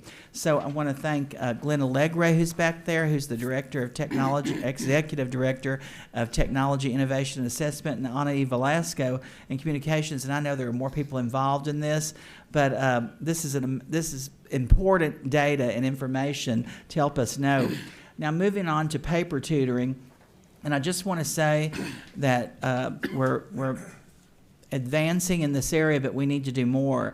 We get data every time they give us a piece of data. We're looking to see, but you can see 5th grade has the most use, and then 4th grade, and then 6th grade. Now that's good because it's building the culture of use. You see it. You don't see it as much in the other grades, but that's important because they start using it in 4th grade. Now, if you look at the next slide, you'll see that by schools, Valley View High School is the highest. They have the top site usage, and then you see Badger Springs Middle School, and you see Palm Middle School. But we'd like to see more schools, and especially students in grades 4 and 5. Use this because this is really, if they use it, it's quite the innovation. And I just want to remind parents, it's on your Chromebook, it's ClassLink, you go in there, it's there, and it's available 24/7 in English and Spanish, reading, math, and also writing. But there's also other activities that they're adding, and this can be a game changer in re-engagement. So I hope people take advantage of that. Then we have Dr. Kizura, can I ask a question about paper tutoring? Okay. All right. When we look at the data, live sessions by content area, okay, because I'm looking at trends and patterns here. And when I see that there's more of an outreach for math, is there a way that we can take this data to try to look at what are the math skills as far as the content where we're seeing more and more students needing support, needing help? because that tells me this may be an area where our teachers may need to go back and look at. This might be some content we might have to go back and maybe reteach. Well, one of the things that Dr. Arce did was she made Smiley Villavicencio, who's the Director of Professional Development and Digital Learning, the point person for paper.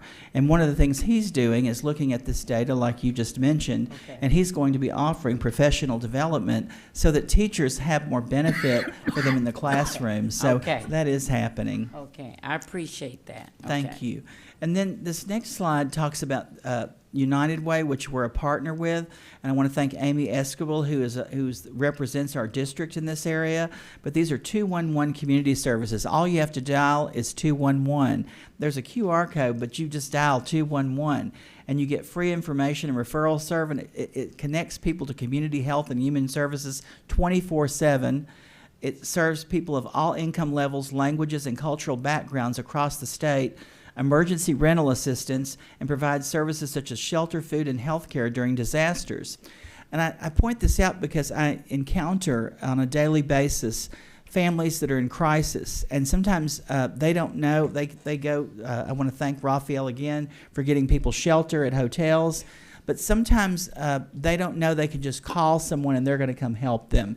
And so I want to point this out too, because everyone didn't come back strong from the pandemic, and people need support, and I want them to feel support in many different ways. And so that's an important piece of this re-engagement. Another thing that we're proud of is Footsteps to Brilliance, and I want you to know we'll be presenting on this at that county conference in June. And one of the things I hope you see on this chart here about the number of words, these are millions of words, but you can see that Moreno Valley Unified School District, in August we were 4 million, you see that?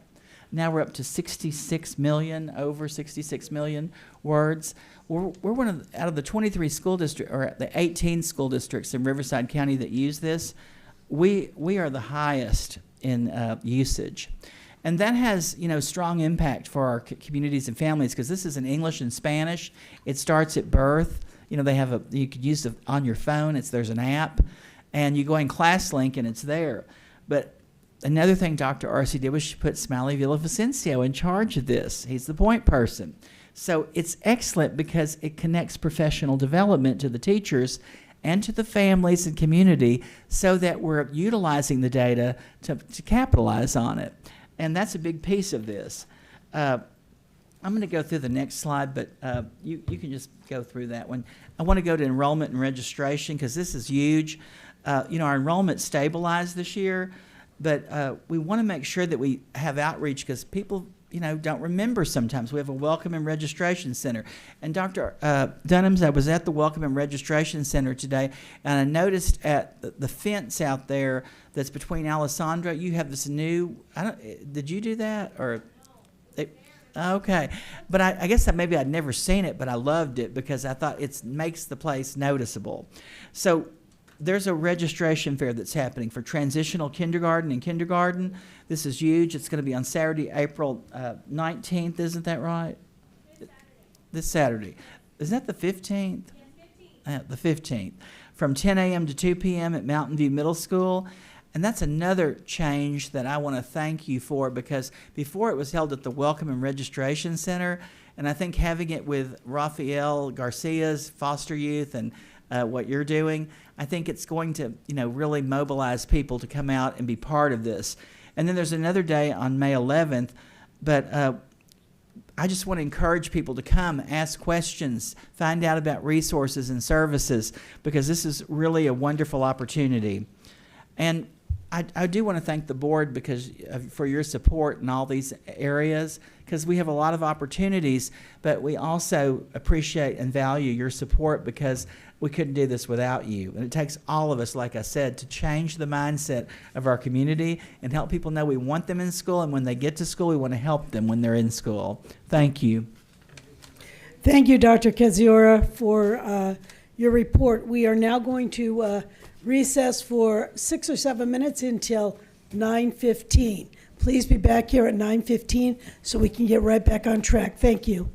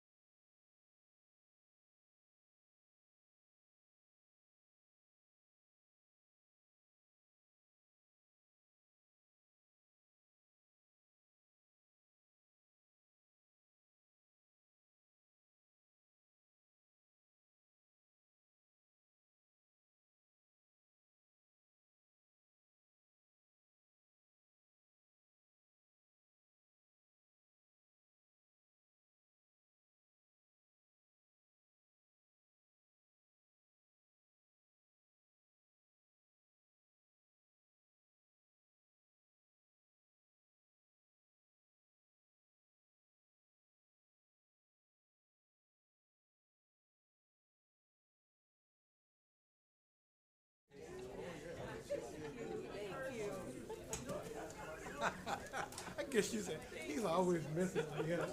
I love it. Thank you.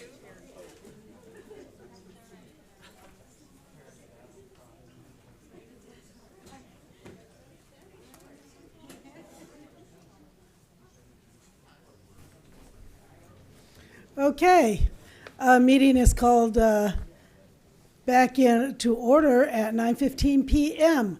Thank you for getting back here on time so we could get started. We are now moving on to H2A, discussion on first reading on board policy, high school graduation requirements. Board policy 6146.1. Dr. Arce. Thank you very much, Ms. Smith. At this time, we bring to the board policy and administrative regulation 6146.1, which is high school graduation requirements, and as well as I mentioned, the administrative regulation. And there are some significant changes and proposals within this board policy and administrative regulation. And in this first reading, we've already shared this with both of our associations for review. They will have until the next board meeting to provide any feedback, to share with their members, to see any concerns, any questions that they may have. We have 4 major significant proposals within the board policy, which is adding case-by-case basis. Students in alternative education will have the opportunity to engage in the A through G 150 pathway program, which is 150 credits, which is the 15 required A through G courses, meeting C or better, as well as FAFSA completion, adding that to our board policy to make it a graduation requirement unless for students that opt out, which is what the state of California has in place right now. As well as traditional high school student graduates that are in alternative education. If they want to graduate from a traditional high school, they would have to transfer to that traditional high school at the beginning of that last semester of their senior year. Then for the administrative regulation, removing the language for exit exam verbiage that's been there for a while. We want to update it and remove it, as well as defining what the A through G pathway is, alternative education, and then the requirement for FAFSA, CATA, for graduation, the explanation of the opt-out form. So if the board has any questions, you could bring them to my attention at any time through Dr. Kedziora, and I can address them throughout before the second reading and board approval comes to you. Okay, so just to clarify, the exit exam is something that was previously a state requirement, is no longer a state requirement, correct? That is correct, Ms. Smith. So we are just updating our board policy to fall in line with the state requirements for graduation. That is correct. That's part of these recommendations, is that two to be exact. Yes. I just wanted to clarify that because it's not like we're taking away a district requirement. This was a state requirement that they withdrew, I think, some time ago. Yes, and so at 14-15, it was sunset. It was a California high school exit exam that all high school students had to pass. They took it the first time in 10th grade, and they had to pass it by their senior year. And if they did not get a diploma. They didn't graduate from high school. And so that was not good for students, and that was all districts were supposed to adopt board policy and administrative regulation. We changed our board policy, but the AR is how we implement board policy, and that was not changed. So we do have a list of a lot of board policies that we'd like to update and put them up to code, but we're starting with some of the most important ones, which is the high school graduation requirement. Okay, any other questions? All right, thank you very much. Moving on to I-1A. I is superintendent action items. And we have one speaker on item I-1A, which is second reading on approval of board bylaw 9150, student board members. And we have had a student who has been here faithfully this entire evening. So thank you. Would you please give me your name again? Riley Peak. Okay, and we're happy to have you here tonight. Thank you. The time is yours.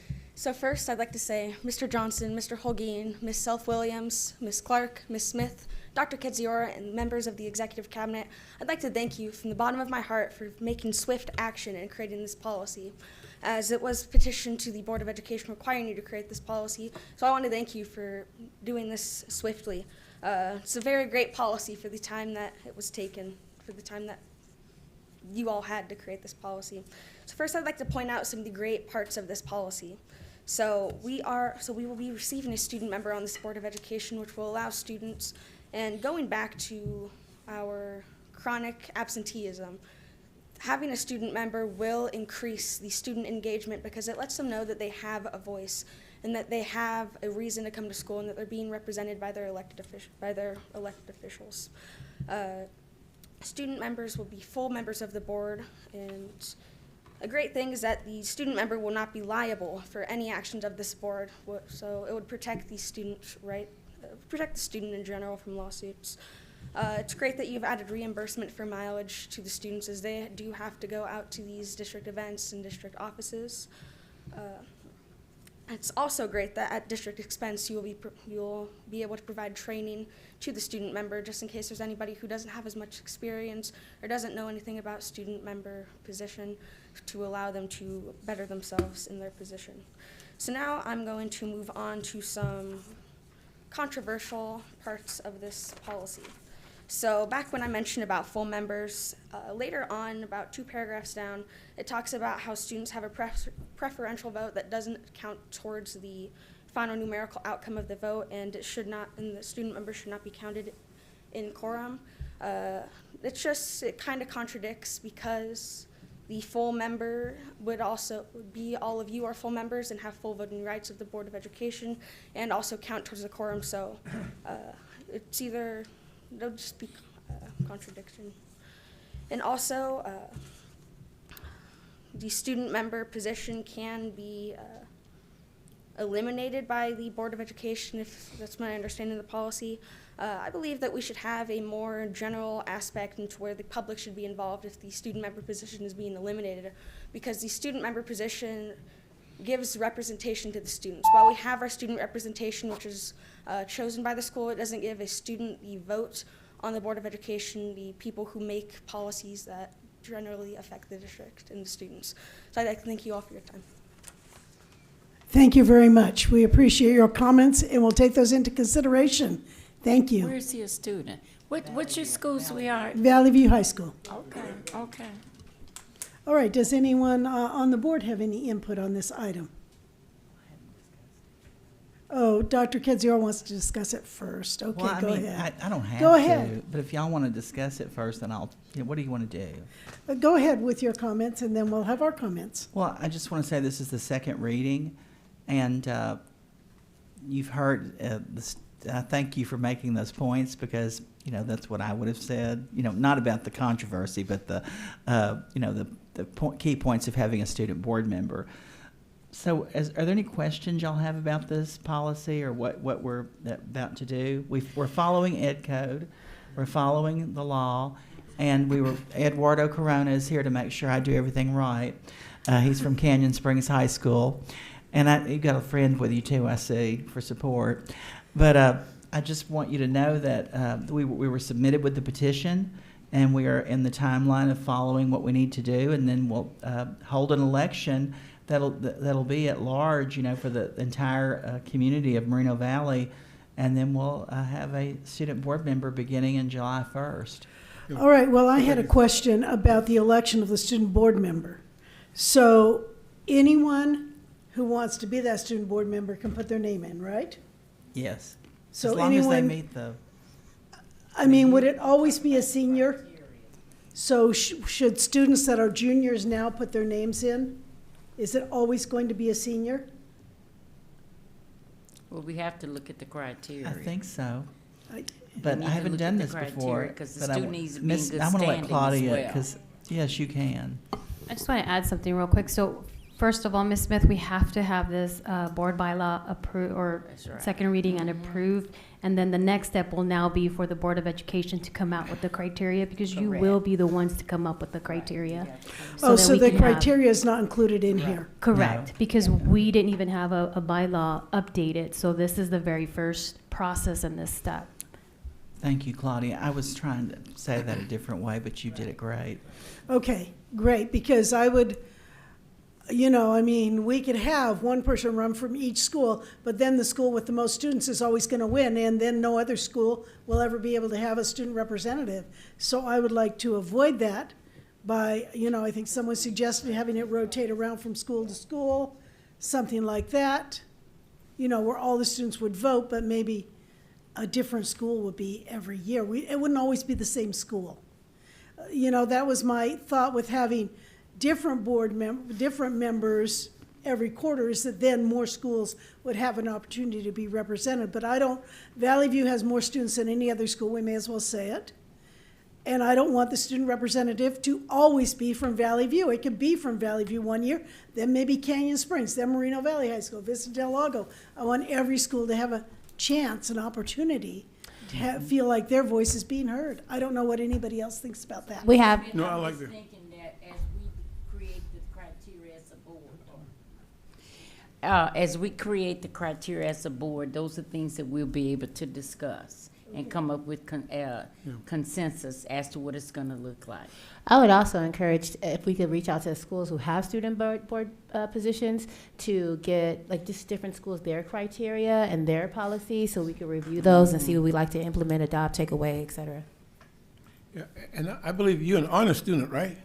Yeah, he's also an honor student. So I mean, maybe the tone is already set. You just want to appoint him? No, I'm just saying. I think he did a wonderful job, and that's because he is an honor student, yeah. Okay, does anyone else have anything to say? In that case. He was very articulate. I'm Yeah. very proud of you. Well, could we just vote on it? Well, no, I just want to say thank you for coming to the microphone and mentioning those items, because, we read this document and there's always going to be something else that a student will have in mind to bring up and add or change. So I appreciate that. So things that need to be considered, but also the criteria. I think we have to, I like the idea of looking at other schools and models and see how it's working. But I think we're going to have to be careful as we design the criteria so that we don't give the impression that we are favoring one school over the other or one group over the other. It's going to have to be very well articulated so that students feel comfortable and it's a clean process and a transparent process, so that we don't create more controversy instead of helping. So, thank you. Does CSBA have anything that we could review? Because I would like to get that policy or how they would like for us to do it. They didn't have a lot of information regarding to a student board member, but we did reach out to our neighboring school districts, and we do have quite a bit of information. We just needed to get the board bylaws first approved before we could move on to the next step. All right, well, it's not giving us much time to run an election by July 1st. If we do the bylaw this time, that's great, and then we have to set up some criteria at the next meeting, I suppose, and then we would have to have an election after that. And we're already running into April here, May.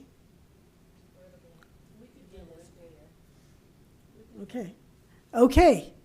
We have confidence we can do it. So I need a motion to approve the second reading and approval of Board Bylaw 9150, Student Board Member, as presented. So moved. I'll second. All right, call for a vote. Mr. Johnson? Aye. Mr. Holguin? Aye. Ms. Self-Williams? Aye. Ms. Clark? Aye. Ms. Smith? Aye. So there you go. I guess we will have a student board member. Moving on to 1-2A, student discipline cases. These are expulsions. Let's have a motion. Madam President, I move that we approve the actions on student disciplinary cases as presented. And I will second that motion. Call for a vote, please. Mr. Johnson? Aye. Mr. Holguin? Aye. Ms. Self-Williams? Aye. Ms. Clark? Aye. Ms. Smith? Aye. Moving on to I2B, recommendation of the Career Technical Education Advisory members. I believe we all received a list of the Career Technical Education Advisory members, and we are going to approve that list as presented. Dr. Arce, did you have anything additional to add? No, the only, yes, thank you very much to our two board members that were added, Ms. Clark and Ms. Ruth South-Williams, for being part of the advisory panel, or committee. So thank you so much for your input on this. Okay, so let's have a motion to approve the Career Technical Education Advisory members as presented. So moved. Second. Moved and seconded. Call for a vote, please. Mr. Johnson. Aye. Mr. Holguin. Aye. Aye. Sorry. Ms. Self-Williams. Aye. Ms. Clark. Aye. Ms. Smith. Aye. Moving right on to I2C, second reading and adoption, Board Policy and Regulation 5141.21, administering medication and monitoring health conditions. This is something that we have talked about quite a bit. Dr. Arce, do you have anything to add to this? No, if the board is ready to approve, this is the second reading, and I ask for your approval. We did invite our district nurse as well. If you have any follow-up questions, I just want to thank you so much to Ms. Griffin and all the school and district nurses who came together and created those responses that the board had. So I am very grateful for their input, and so if there are no additional questions, this is ready for your approval. If there are questions, they are here to answer. Does anyone have any additional questions that we haven't already asked? In that case, could we have a motion to approve the second reading and adoption of Board Policy and Administrative Regulation 5141.21, administering medication and monitoring health conditions as presented? I'd like to make a motion to approve the second reading and adoption of the Board Policy and Administrative Regulation 5141.21, administering medication and monitoring health conditions as presented. I'll second. Call for a vote, please. Mr. Johnson. Aye. Mr. Holguin. Aye. Ms. Self-Williams. Aye. Ms. Clark. Aye. Ms. Smith. Aye. Moving to page, I believe we're on 188.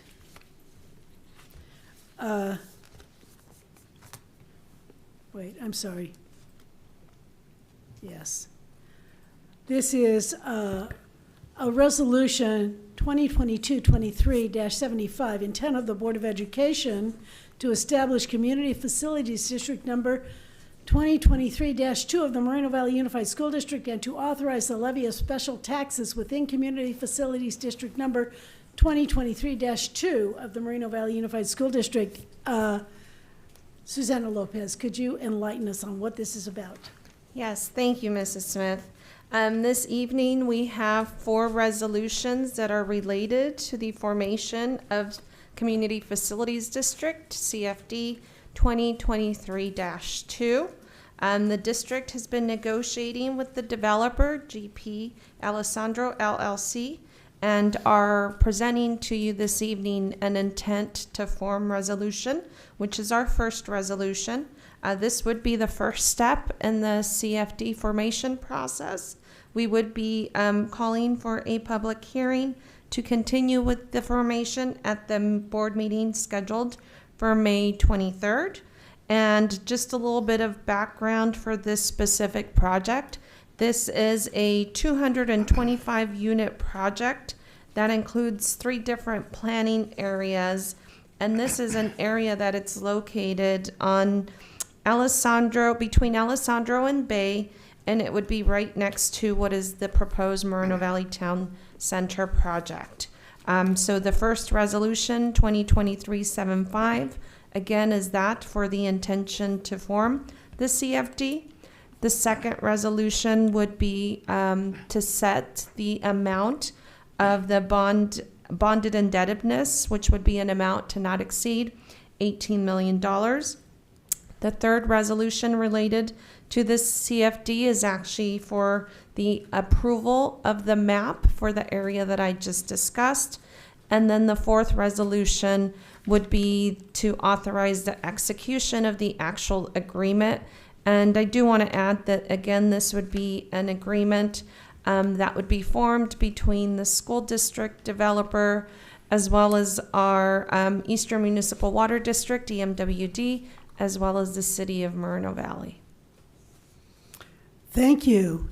So, are there any questions? All right, I need a motion to approve Resolution 2022-2375 as presented. I'd like to make a motion that we approve it. 2022-2375. Second. Moved and seconded. Call for a vote, please. Mr. Johnson? Aye. Mr. Holguin? Aye. Ms. Self-Williams? Aye. Ms. Clark? Aye. Ms. Smith? Aye. Now we are moving on to the next part of this, I3B. On page, we skipped several pages. 218. 218, yes. So, Madam President, I move we approve resolution number 2022-23-76 as presented. As CBO has already explained all the resolutions. right. Do I have a second for that motion? I'll second it. Moved and seconded. Call for a vote, please. Mr. Johnson? Aye. Mr. Holguin? Aye. Ms. Self-Williams? Aye. Ms. Clark? Aye. Ms. Smith? Aye. We are now on I3C to 24.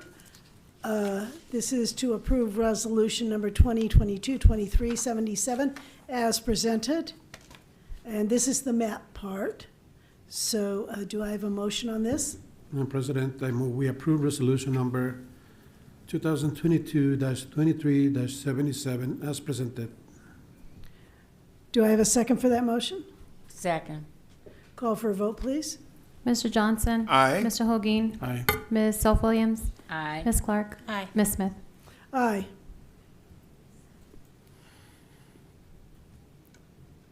Moving on to resolution number I3D. This is item number I3D, resolution number 2022-2378. This is approving and authorizing the execution of the school facilities funding and mitigation agreement and delegating authority related thereto. I need a motion on this. Madam President, I move we approve resolution 2022-23-78 as presented. And this is the last of the 4 resolutions, correct? Yes. That is correct. Thank you. Yes, but then we have E, which is very similar on 284. Let's do this one, though. So you made a motion. Do we have a second? I'll second it. Moved and seconded. Call for a vote, please. Mr. Johnson? Aye. Mr. Holguin? Aye. Ms. Self-Williams? Aye. Ms. Clark? Aye. Ms. Smith? Aye. So this is I3E, which is on page 284, resolution number 2022-2379, authorizing the issuance of Moreno Valley Unified School District election of 2014 general obligation bonds, Series D, and actions related thereto. Is this a different item? Yes. Okay, could you please explain this? Yes, thank you, Mrs. Smith. This item is related to our Measure M. And as you recall, and as was mentioned back in November of 2014, the voters approved Measure M, which allowed the district to issue up to $398 million. And so since that time, the district has had 3 issuances. The last one, the most recent one in June of 2021 for $75 million. We are at a point now, a couple years later, where we have received approval from OPSC to move forward with 12 modernization projects at our district. And so in order to do that, we are looking at another issuance, which is this agenda item. And this agenda item would be authorizing the issuance of up to $80 million. So this would bring the total of all 4 issuances to $314 million, leaving a remaining balance of $84 million to be issued at future dates. And so attached to this resolution would be the bond resolution, which would authorize the issuance of these bonds, as well as the purchase contract, a preliminary official statement, as well as the continuing disclosure certificate. And if approved, the district would move forward and we would be scheduling pre-pricing phone calls for next week for a potential bond sale as well. All right, so I need a motion to approve this resolution, which will be to, I guess, withdraw more money or sell more bonds as part of Measure M. That is correct. So move. I'll make the motion. Okay, so Mr. Johnson has made a motion. Do I have a second? I'll second. Seconded by Ms. Williams. Call for a vote, please. Mr. Johnson? Aye. Mr. Holguin? Aye. Ms. Self-Williams? Aye. Ms. Clark? Aye. Ms. Smith? Aye. So now we are moving to 451 I3F. This is resolution number 2022-2380 of the Board of Education of the Moreno Valley Unified School District, ratifying and approving change order for work at Canyon Springs High School. And again, Ms. Lopez, you're on the dock for this. Yes, thank you. For this resolution, just a little bit of background. Previously, there was approval that took place in order for Canyon High School buildings A and D to have an alterations project. And so that bid was awarded to a vendor, which was Lettner Roofing. When the project was almost fully completed, the district did discover that there were metal soffits or panels for the breezeway that had not been included as part of the scope and were not part of this contract. And so even though this additional work was over the dollar amount threshold for the bidding, because we've had a vendor or contractor there that is almost completed with this work, it just wouldn't have been prudent to go back out. And then number two is we really needed this project completed in order to have students be able to use that. And so there is legislation, California courts have held that competitive bidding is not required if it produces no financial advantage, which in this case it would not, or makes it that what you're trying to do is practically impossible. And so because this was such a major project, going out to do a scope of just installing the metal would not make sense. And because the contractor was already on site, district staff did determine that there would be timing and cost savings associated with just having them complete the work, being that the pricing was reasonable. However, it would require a resolution in order to have that in our files. And so that is resolution 2022-23-80. Any questions from other board members? Nope.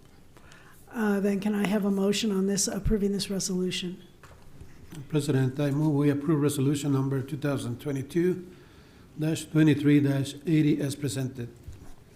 I'll second. We have a motion and a second. Call for a vote, please. Mr. Johnson? Aye. Mr. Holguin? Aye. Ms. Self-Williams? Aye. Ms. Clark? Aye. Ms. Smith? Aye. We are now on 458 I3G, resolution number 2022-23-90 of the Board of Education of the Moreno Valley Unified School District, authorizing and approving procurement of as-needed charter bus transportation services to meet district program needs for the remainder of the 2022-23 school year upon determination of no competitive advantage to competitive bidding and delegation of authority to take related action.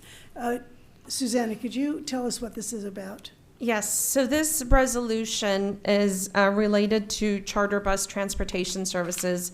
At the beginning of every school year, it's very common, and our district does the same, is we have a resolution in place that in case that our drivers would not be able to fulfill or we don't have enough drivers, we would be able to request services from charter bus agencies. What has happened is that we've awarded that bid. However, we are now in a position because many of these times these vendors themselves are going through driver shortage, equipment shortage, or just complications with their schedules. We need to go out with this resolution to be able to solicit for additional charter bus transportation services. I do want to reiterate that this is only when we are not able to provide the services in-house. Okay. But because we don't want to be in a position to have it occur that day, we wouldn't have time to put something like this in place. And so this is in place in case that occurs. And also the end of the school year is a very busy time. We have a lot more field trips. There's athletic competitions. We have a lot of our schools participating in end of the year events. And so it will happen that we are not able to accommodate with the number of drivers and equipment that we currently have. I do see there's a cap on this amount of $300,000, so. Yes. I'm glad to see that. Okay, any other board discussion? Okay, does anyone have a motion then on this resolution? I'd like to make I'll second. Okay, a motion has been made and seconded. Call for a vote, please. I'm sorry, was that motion made by Mr. Johnson? Thank you, Mr. Johnson. Mr. Johnson? Aye. Mr. Holguin? Aye. Ms. Self-Williams? Aye. Ms. Clark? Aye. Ms. Smith? Aye. We're now moving to I3H, Resolution Number 2022-2391 of the Board of Education, rescinding Resolution Number 2009-10-21 regarding the designation of specific material, product, or service. So we did something previously and now we're rescinding it? Could Yes. you tell us how that works? Mrs. Smith, thank you. So what happens is this resolution 2009-10-21 that we're looking to rescind was in place in 2009. And a lot has changed since 2009. And so what we are looking at is we now would need greater flexibility when selecting for different products and services. And so one of the things that this was highlighted with is during COVID, and especially all of the delivery issues that we were experiencing, it's almost like we tied our hands by having this resolution in place. And so what we simply want to do is rescind this one to allow us to have that greater flexibility. Also, between 2009, the technology has changed for some of these products, and so it really was just time to revisit this, and that's the reason why we are bringing forward resolution 2022-23-91 that would rescind the resolution that we have in place. All right. Do we have any further discussion by the board on this item? I don't have any. I just want to ask about the legalities of rescinding this resolution. Can you help me understand? Yes, and so because it was a formal resolution, that's the reason why we are following this process, to make it very clear. We are documenting the reasons why.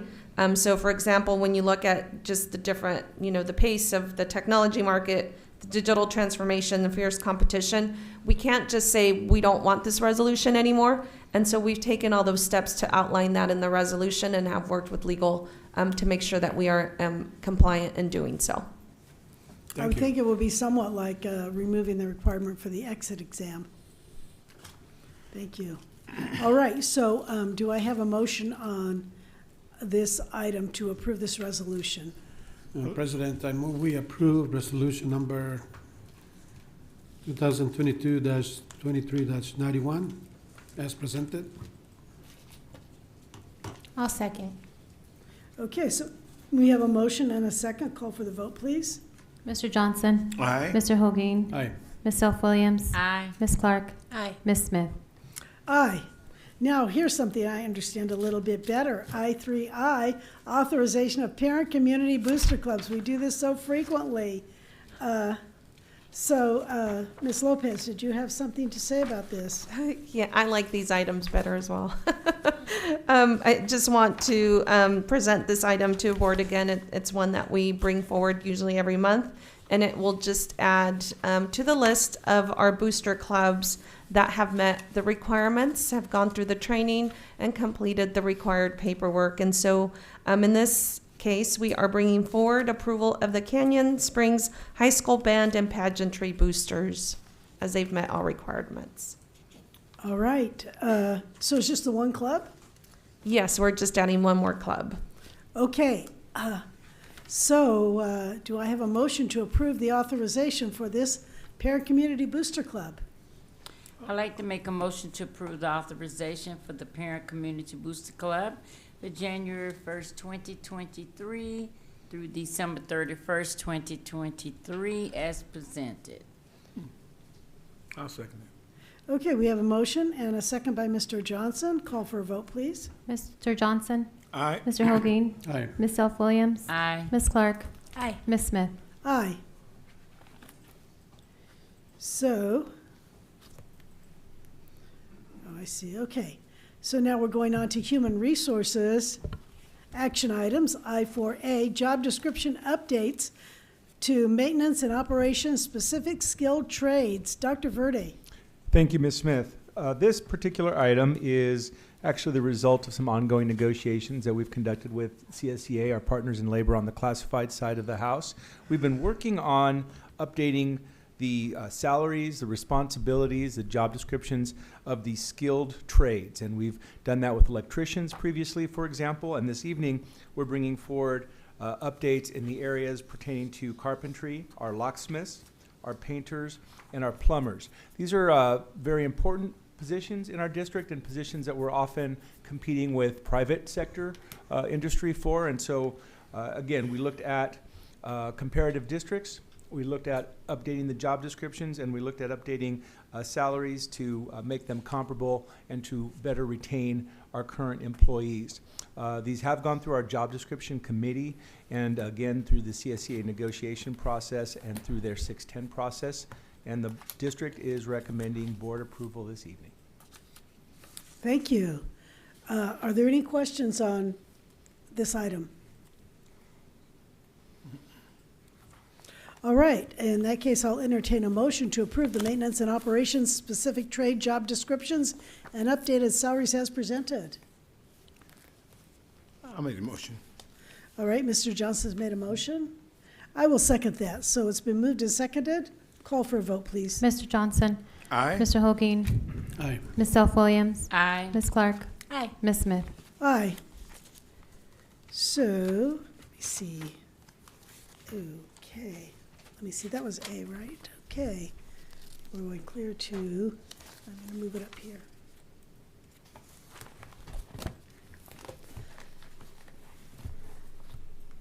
To the declaration, I4B, declaration of need for fully qualified educators for the 2023-24 school year. So this is for next year. Dr. Verde, could you explain this to us? Yes, that's correct, Ms. Smith. This is a yearly item that we bring forward to our Board of Education for approval. The board understands that it's always our goal to recruit fully credentialed teachers, but in the event that we have to offer a variety of emergency type credentials to fill certain positions, we have to present this to our county office as sort of a prediction and indicator of what we anticipate could be a sufficient number of emergency permits. Exemptions such as emergency permits are warranted when individuals holding appropriate credentials or certificates are not available and existing staff are not legally certified to be assigned to a particular subject area. In accordance with the Commission on Teacher Credentialing Requirements, we do have to submit this declaration of need for fully qualified educators yearly per Education Code 44300. Staff is recommending the board adopt the attached declaration for need for fully qualified educators. This will be valid until June 30th of 24. All right.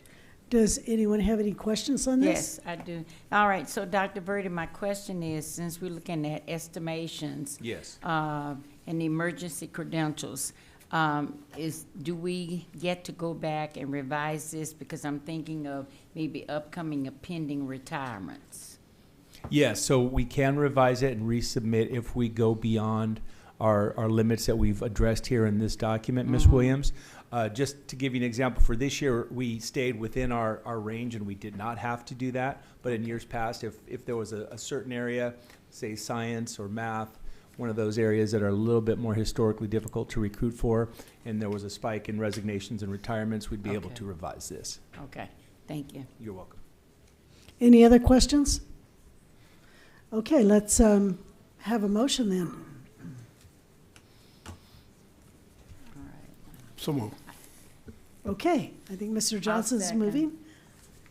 Moved, seconded by Mrs. Self-Williams. Call for a vote, please. Mr. Johnson? Aye. Mr. Holguin? Aye. Ms. Self-Williams? Aye. Ms. Clark? Aye. Ms. Smith? Aye. All right, moving on to I4C, approve board resolution number 2022-2389, elimination of certain classified bargaining unit positions effective April 12th, 2023. It's going to be effective tomorrow. Dr. Verde.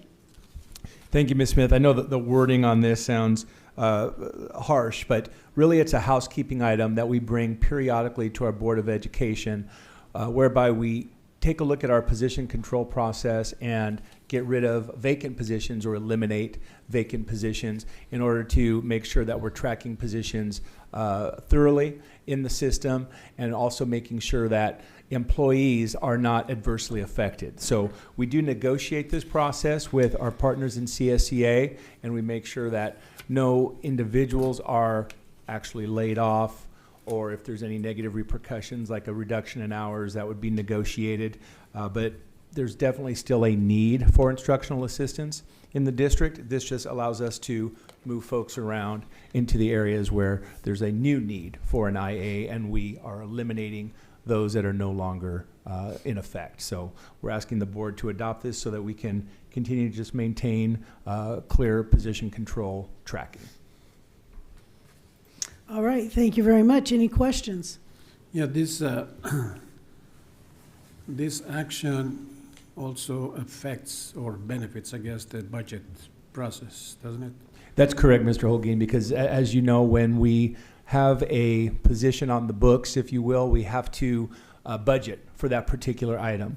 So in a case of having a 6-hour instructional assistant that's no longer needed in the district, we're able to let Ms. Lopez take that off the books, and that allows us to actually have a better accounting of the funds available as well for other positions. So Ms. Lopez, what happens with this funding or with these resources? The positions that are all here are all special education funded positions. And so we will make the adjustment on the budget side for that. And then as positions are added, they would be used to offset. But this would really is, as Dr. Verde mentioned, just for us to have that greater accountability with our position control system.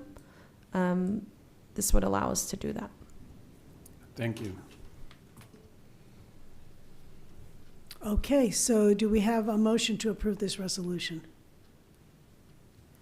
I'll make a motion that we approve the resolution. I will second that motion. Call for a vote, please. Mr. Johnson? Aye. Mr. Holguin? Aye. Ms. Self-Williams? Aye. Ms. Clark? Aye. Ms. Smith? Aye. Moving on to J, acknowledgement items. And first one, J1, is job description update, library media assistant 3. Dr. Verde, could you talk to us about the library media assistant 3? Yes, thanks, Ms. Smith. Our Director in Human Resources, Ms. Nautica Neal, does a great job of meeting with CSEA regularly to better update all of our job descriptions in the classified area. And this is a result of one of those meetings with our classified team. There's no change in salary or range at this point, but the updated description does better explain the duties, qualifications, and responsibilities of the individuals serving in this area. Thank you. All right, thank you. And there's no vote on that, so let's move. Can I ask a question? Yeah. Okay, Sure. so my question is pertaining to when we look at the library media specialist and updating the job description, do we get any input from site administrators? Yes, ma'am. So when we have our job description committee meetings that Ms. Neal is over, and she will invite CSEA leadership to come in, they will invite some individuals that serve in this particular classification or whatever classification that we're updating. And then we always like to seek out either information from our colleagues in educational services or individual principals at the site that work with these particular individuals to make sure that we're addressing their needs as well. So in this particular case, I know we consulted both folks in educational services as well as site leadership. Okay. All right. Any other questions or discussion? Okay, moving on to J2, third quarterly report on Williams uniform complaints. Dr. Arce, could you talk to us about the Williams? Yes, Ms. Smith. So as the Board of Education knows, once a quarter, 4 times a year, we bring to you quarterly reports on Williams uniform complaints that include any complaints that come before the district office about textbook and instructional materials, teacher vacancies or misassignments, what HR oversees. The first one, my division oversees, or facility conditions, which is business services overseas. And I am happy to report that we did not receive any formal uniform complaints in the third quarter, which ranges from January to March 2023. Thank you very much. Moving on to K, future agenda topics and comments from board members and superintendent. Mr. Johnson, you're smiling. You must know that you're up next. Yes, I do. Thank you very much. I had the opportunity yesterday to visit Armada, and they had a very enthusiastic crowd there yesterday. They were so happy to be there.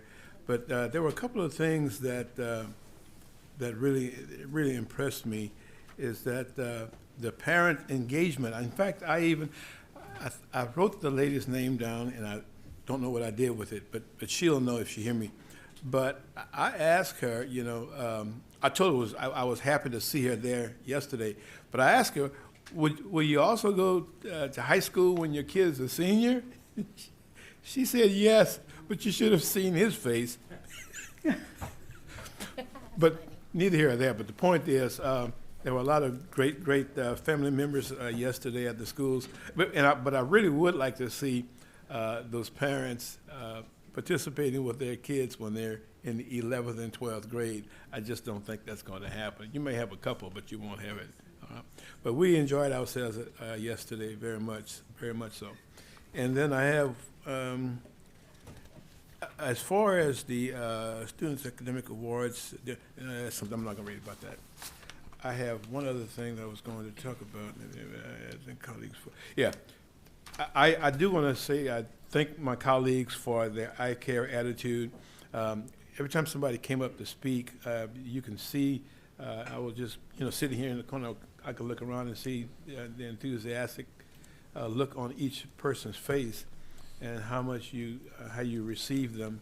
And to me, that made me feel good just to know that I know we're a group. I mean, we're a team anyway. I know that, but I just want to make sure I acknowledge and let you all know that I really appreciate just seeing you and see how happy you were to see the people that came up to speak tonight. So with that being said, I just wrote thank my colleagues and for your I care attitude, but I added a little more to it. So thank you. That's all I have. Thank you. Holguin, Mr. Holguin, you're up. So I wanted to thank the parent ambassadors in our district. I was able to attend the meeting and greet the parent ambassadors, and I want to thank them for what they're doing in the different activities throughout the entire district, in many different events, and they're helping the district in many different ways. So I wanted to mention that.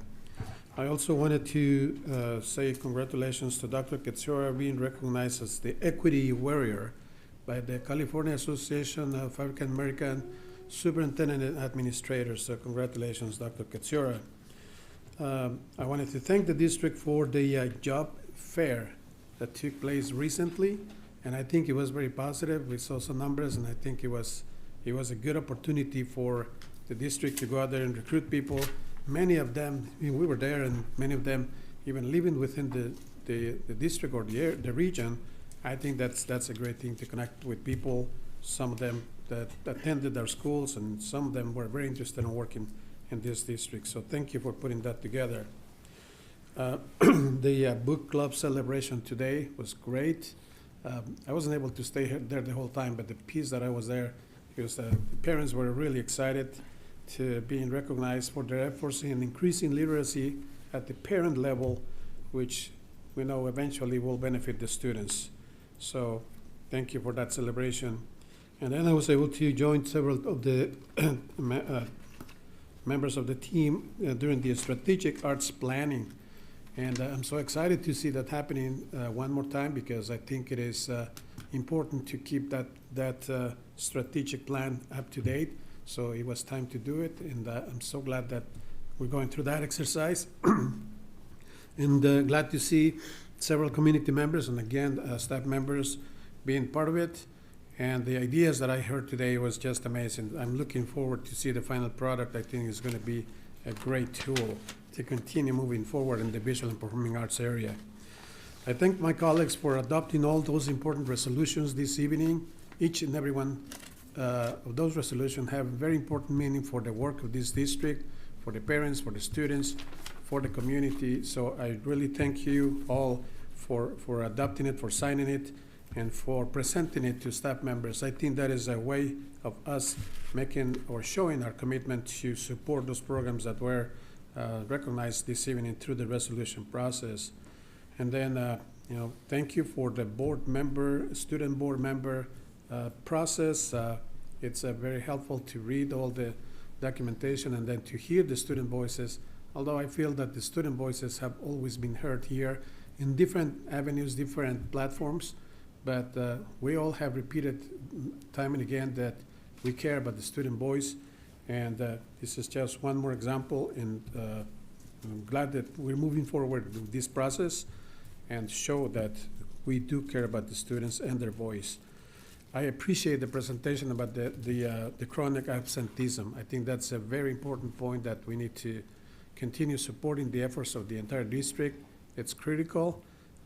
Once again, for the learning process, so I truly appreciate the effort of every staff member in that respect.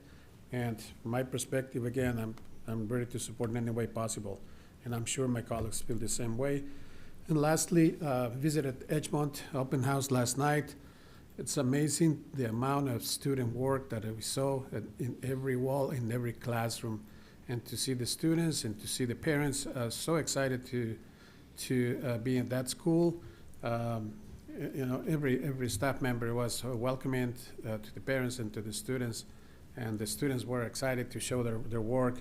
It was just an amazing experience yesterday. I guess because we had not done this for a while, so yesterday it just felt amazing being there and seeing all that work. So those are the items. Thank you for all the reports tonight. Thank you for all the information that was presented to us, for all the processes and the 3 different cabinet areas. So appreciate all the work that is taking place in this district and how we continue moving forward and for the education of our children. Thank you so much. Thank you. Ms. Williams? Okay. All right. I'd like to take this opportunity to thank our cabinet and all that they do in preparing for our board meetings, because it takes a lot, putting data together, putting everything in an organized manner so that it is presented to us where it's we can understand it. So I appreciate that. I'm going to take a different turn because I have been out due to knee surgery. I haven't had an opportunity to get out to the school sites or to participate in some of the district events as I would have liked to. I'm right now recovering, and in the next couple of weeks I will be back at it without using a walker. But I just want to say, right now we're in our last trimester of the school year. And for me, the last trimester of the school, we're going to be focusing on testing, preparing for graduations, and getting ready for the 2024 school year, planning for that. And I can tell you, cabinet, they've already started. Am I correct? They're already planning. They have to. And as Dr. Birdie knows, he's got to start thinking about openings and covering classrooms. Dr. Arce, professional development training for teachers, and Mrs. Lopez focusing on the LCAP and the funding. So with that said, I want us to, as a district, to continue to focus on, and I mean a laser-like focus, raising student achievement, graduation rates, and absenteeism. Let's minimize that. Do everything that we can to decrease it, because it is about keeping our students in school. I want us also to think about equity, because this is very important when we start disaggregating data and we look at which of our subgroups are succeeding and which subgroups are not. And we know all of our children don't learn the same way. It's just like going to the doctor. Everybody can't be prescribed the same thing. So that's where you talk about differentiation when it comes to instruction and how we reach our students. So for me, as our teachers are preparing our students in moving on to the next level as far as academics, I want us as a board, because I know we're going to do this, Dr. Kidziora, to continue to provide the support, the resources, whatever teachers need. And I did hear Dr. Kidziora when he talked about the staff development. That's going to be really critical, because if we're looking at the data like what I just saw when it comes to paper tutoring, and it shows very, very obvious that there's a focus on math. Kids need help with math. And so by doing everything that we can to support our teachers, providing those resources for students, we are going to continue to see our student achievement soar. Because it's unsettling when you have public come to the mic and say that 3 out of 4 children are not reading and writing. And we want to make sure that we have the facts, that we do have the data. And I am a data person, and there's a lot that we're doing in this district for children. So with that said, I'm going to pass it on to my colleague, and I hope everyone had a wonderful Easter holiday. Me too. Happy Easter, or belated Easter.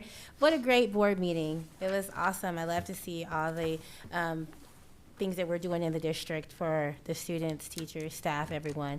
There's a couple of things. Well, let me start off by saying I had a chance to visit Alessandro, and it was a great visit. I know that's your area, but it was my first time there. And I thought it was amazing. Dr. Anthony Rice is the principal, and he took me on an amazing tour. I happened to see Dr. Dunham's there same day and his amazing staff. One of the things I'd like to say that for us to discuss at a future board meeting or future board topic would be an AP at Alessandro, and also modernizing Alessandro. I know, it's going to take some time, but when I look at Alessandro, it reminds me of something I really don't want to say, and I think there's a chance to make that school look amazing and not be a place and go to a place that looks like that in the future. So I think that we should put that on the agenda, and we should talk about that in the future. I also noticed that Riverside Unified School District already has some PLAs in place, and that's one of the things that I'm very, very interested in as a board member. I feel like we have a lot of students or community members that go into construction if they don't go to high school. I know we have an amazing CTE program, and I think that's something that we should look at in our own community. So these are just future agenda items. So PLAs, an AP at Alessandro, modernizing Alessandro. Let me see. I wrote a few things down. Oh, and I also like to visit the retention policy on our security footage. I think it's very important for us to have a discussion. I know that Daryl Scott does an amazing job, and I'd like to talk to him about that and see if there's a chance to just partner, and if he needs support or anything, talk about that. The job fair was amazing. Wow, I've never seen a job fair structured so great. I work for the University of California, Riverside, I know it's different, but this job fair was so amazing. It was so well organized. Dr. Verde, kudos, and his team. Kudos to an amazing event and success in hiring the educators and CSA workers or staff. And Jesus, congratulations on your award. Dr. Kidziora, congratulations on your award. It's been a pleasure working with this board, and see you next board meeting. Thank you. May I ask a question? Please? Sure. Ms. Clark, what is PLA? It's the project labor agreements for Okay. construction workers. Thank you. We're always looking for CTE paths, and I certainly think construction is a good path for many of our students that maybe are not planning on college. And, I don't know about you, but my plumber makes a lot of money. They always do. So I think there are some good career trades out there in the construction trade. So thank you for that idea. And I would like to also congratulate Dr. Kadziora on his award, Equity Warrior, for his leadership here in Moreno Valley from the California Association of African American School Administrators. And he's just, we already know he's a good leader, and he gets a lot of awards because other people are also seeing that. So thank you. And congratulations, Mr. Holguin, on your award. I was with Ms. Clark at the meeting at Valley View. It was great to hear concerns of students, and so many students that spoke up that felt like some of these concerns could be addressed by actions by fellow students. So, you know, I'm glad we have a great custodian there. He has certainly come in the last few months and done a terrific job of whipping things into shape there. And when something is broken in one of the restrooms for some reason, he is able to go in there right away and get it fixed. And that's why more of the restrooms have been open, is because of his diligence. So thank you to all the students who participated in that, and to our great staff over at Valley View, especially the head custodian over there. I went to open houses at Towngate and Edgemont. Dr. Dunhams went with me over to Towngate. Her only regret in her career is that she didn't spend time in elementary school, because that is where it's at. We went from kindergarten to 5th grade. We saw great work from students. She said, I wish some of my students I'd known in high school could have done this grade of work. And we had a little girl in, was it 5th grade, who showed us everything she had done. She gave us a tour of the entire room. We looked at this, we looked at that. She had a checklist checking it off, and we saw it all. So it was just great to be there. We had a lot of fun. They're doing great things over at Towngate. Then last night I went with Mr. Holguin and Dr. Kadziora to Edgemont, another terrific school. I'm happy to say both those schools are in my area, so thank you. And Alessandro School is really a district-wide school, so I don't need to claim it. You can take it too. So, yeah, and I was just excited to see what great things our students are doing. You would be amazed at their accomplishments, just like I am. I'm impressed with the parents, the teachers, the leaders, and especially the students at these schools. So just this morning, we had the 12th annual Parent Book Club recognition, and that was a fun time too. All of the parents were so excited to be there, to be readers. These book clubs encourage parents to read and to encourage their students to read. So when a parent becomes a reader, then their student also becomes a reader. They set that example of reading. And not just, okay, we'll just do video games or watch YouTube or something, but we're reading. We're taking a few minutes and we're reading now, and mom and dad are reading, the kids are reading, and I'd like to see that example, and I'd like to see parents enthusiastic about reading, because the more enthusiastic the parents are, the more enthusiastic the kids are.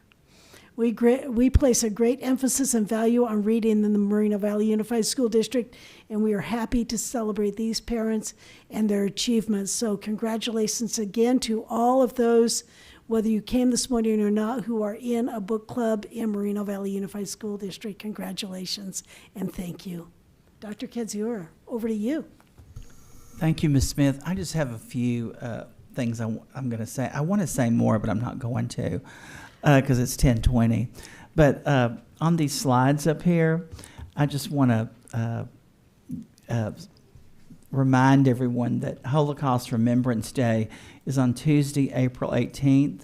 And this is a significant day in the history of our country. But I remind people of these different opportunities to embrace different things that have happened in the course of our history. And I think that's valuable in inclusiveness, and also sharing what happens in our country and with our students.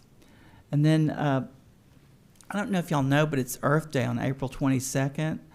And I was invited by Governor Newsom to plant a tree on April 22nd to be at this event, and they only selected certain superintendents.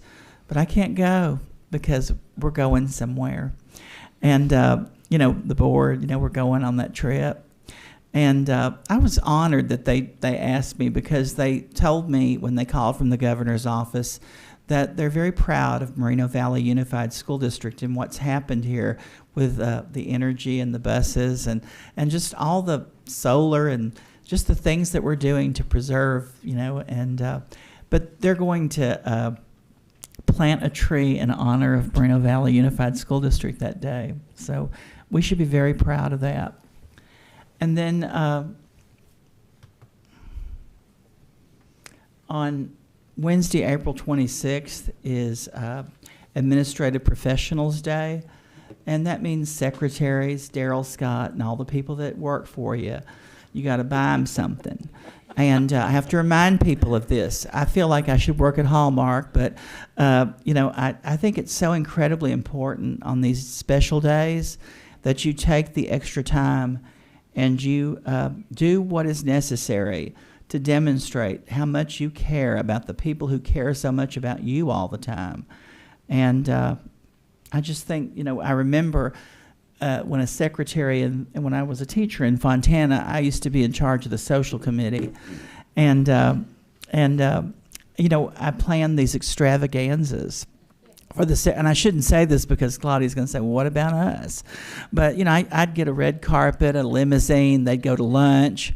And Sherry Sebo, who was the secretary at the school, said one of the things that she remembered most about me, and when she retired and moved to another state, she said was Secretary's Day, because she said she'd never been cared for or demonstrated that care until some people came to work there at that school.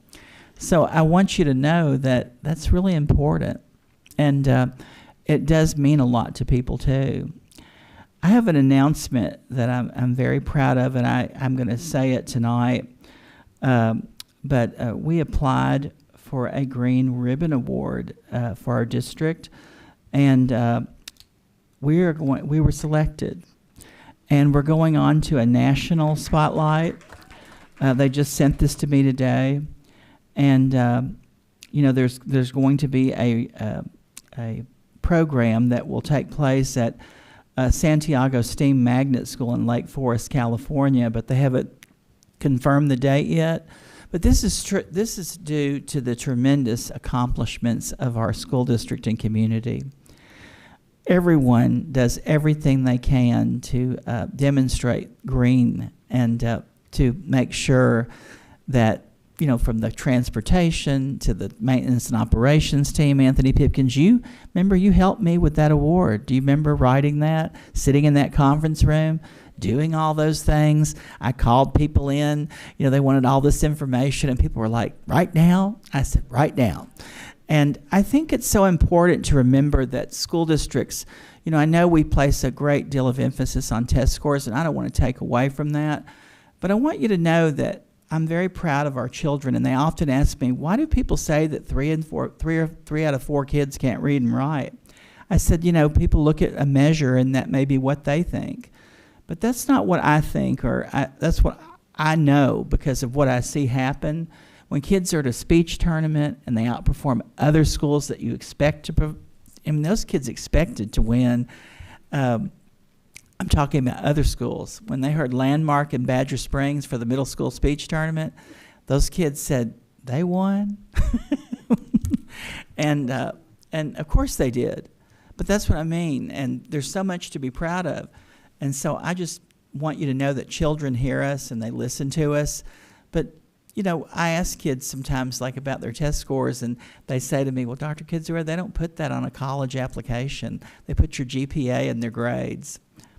And I just want you to know that. The kids know this. I'm not saying that we can't do better, but I do want you to know we are doing better.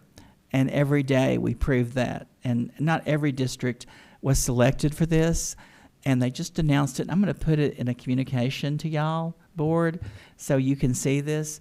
But these are, if you walk down the halls of this building, when Dr. White and I came here 12 years ago, there was nothing on the walls. They were white. There was no pictures in here. I walked in here and I thought, where's the legacy? And so I want you to know that we are leaving a legacy. And I hope every one of you take pause When you go through the lobby, I do. When I go down the halls, I stop and I think about what we've done and where we're going. And I know where we've been, and I know that we continue to soar and sparkle because we do have excellence on purpose. And we shine brighter because of the students and the families and the people who work here. So I'm privileged to serve as the 14th superintendent, and I can't wait to start another year. I kind of wish this year would end, but I know that there's much more to do and more places to go, and I just look forward to it every day. You know, when I meet people, when I'm out at schools, they walk up to me, and I want to thank everyone for listening to those Friday messages. I mean, everywhere I go, people, you know, tell me about them and how much they like them. Now, some of y'all don't, I know that, but there are people who say, I never knew anything before, and now I listen to them because, you know, there's people that tell me they pull over their car on the side of the road and have their kids be quiet so they can hear it, you know. I do try to entertain, and I want them to act like they're at my house, and I enjoy doing it, but I think that's what's part of this. When I was talking on this webinar, Tony Thurman asked me about why I do these messages, and I said I learned something during the pandemic. We used to spend $8,000 on a telephone town hall, and I thought we do that twice a year. We don't do that anymore. I just do it. It's for free, and I call people and just make them myself. So I want to thank Anna E. Velasco, because every Friday she's under pressure to give me some information, but you know, I deviate from the script a lot and add my own words. But I just want you to know it's a privilege to work here. And, you know, Rayleigh, you inspire me. You know, you're here at 10:25 at night. You're not getting paid. You got to go to school tomorrow, and your dad's here with you. And, you know, that's the way I was in school. You know, I wanted to be at everything and do things. And I just want you to know that it matters. People see you, and they appreciate you, and they know that you care. And you don't always think that, but we do know that, you know. So, Ms. Smith, thank you for a wonderful board meeting, and thank you for all that you do to lead the board meetings. And I just want you to know how much I appreciate working with you and all of you. Thank you. And thank you, Claudia. I don't think we ever say this enough, but it's going to be, you know, a professional administrative day, and I'm going to make sure you have a red carpet and a limousine.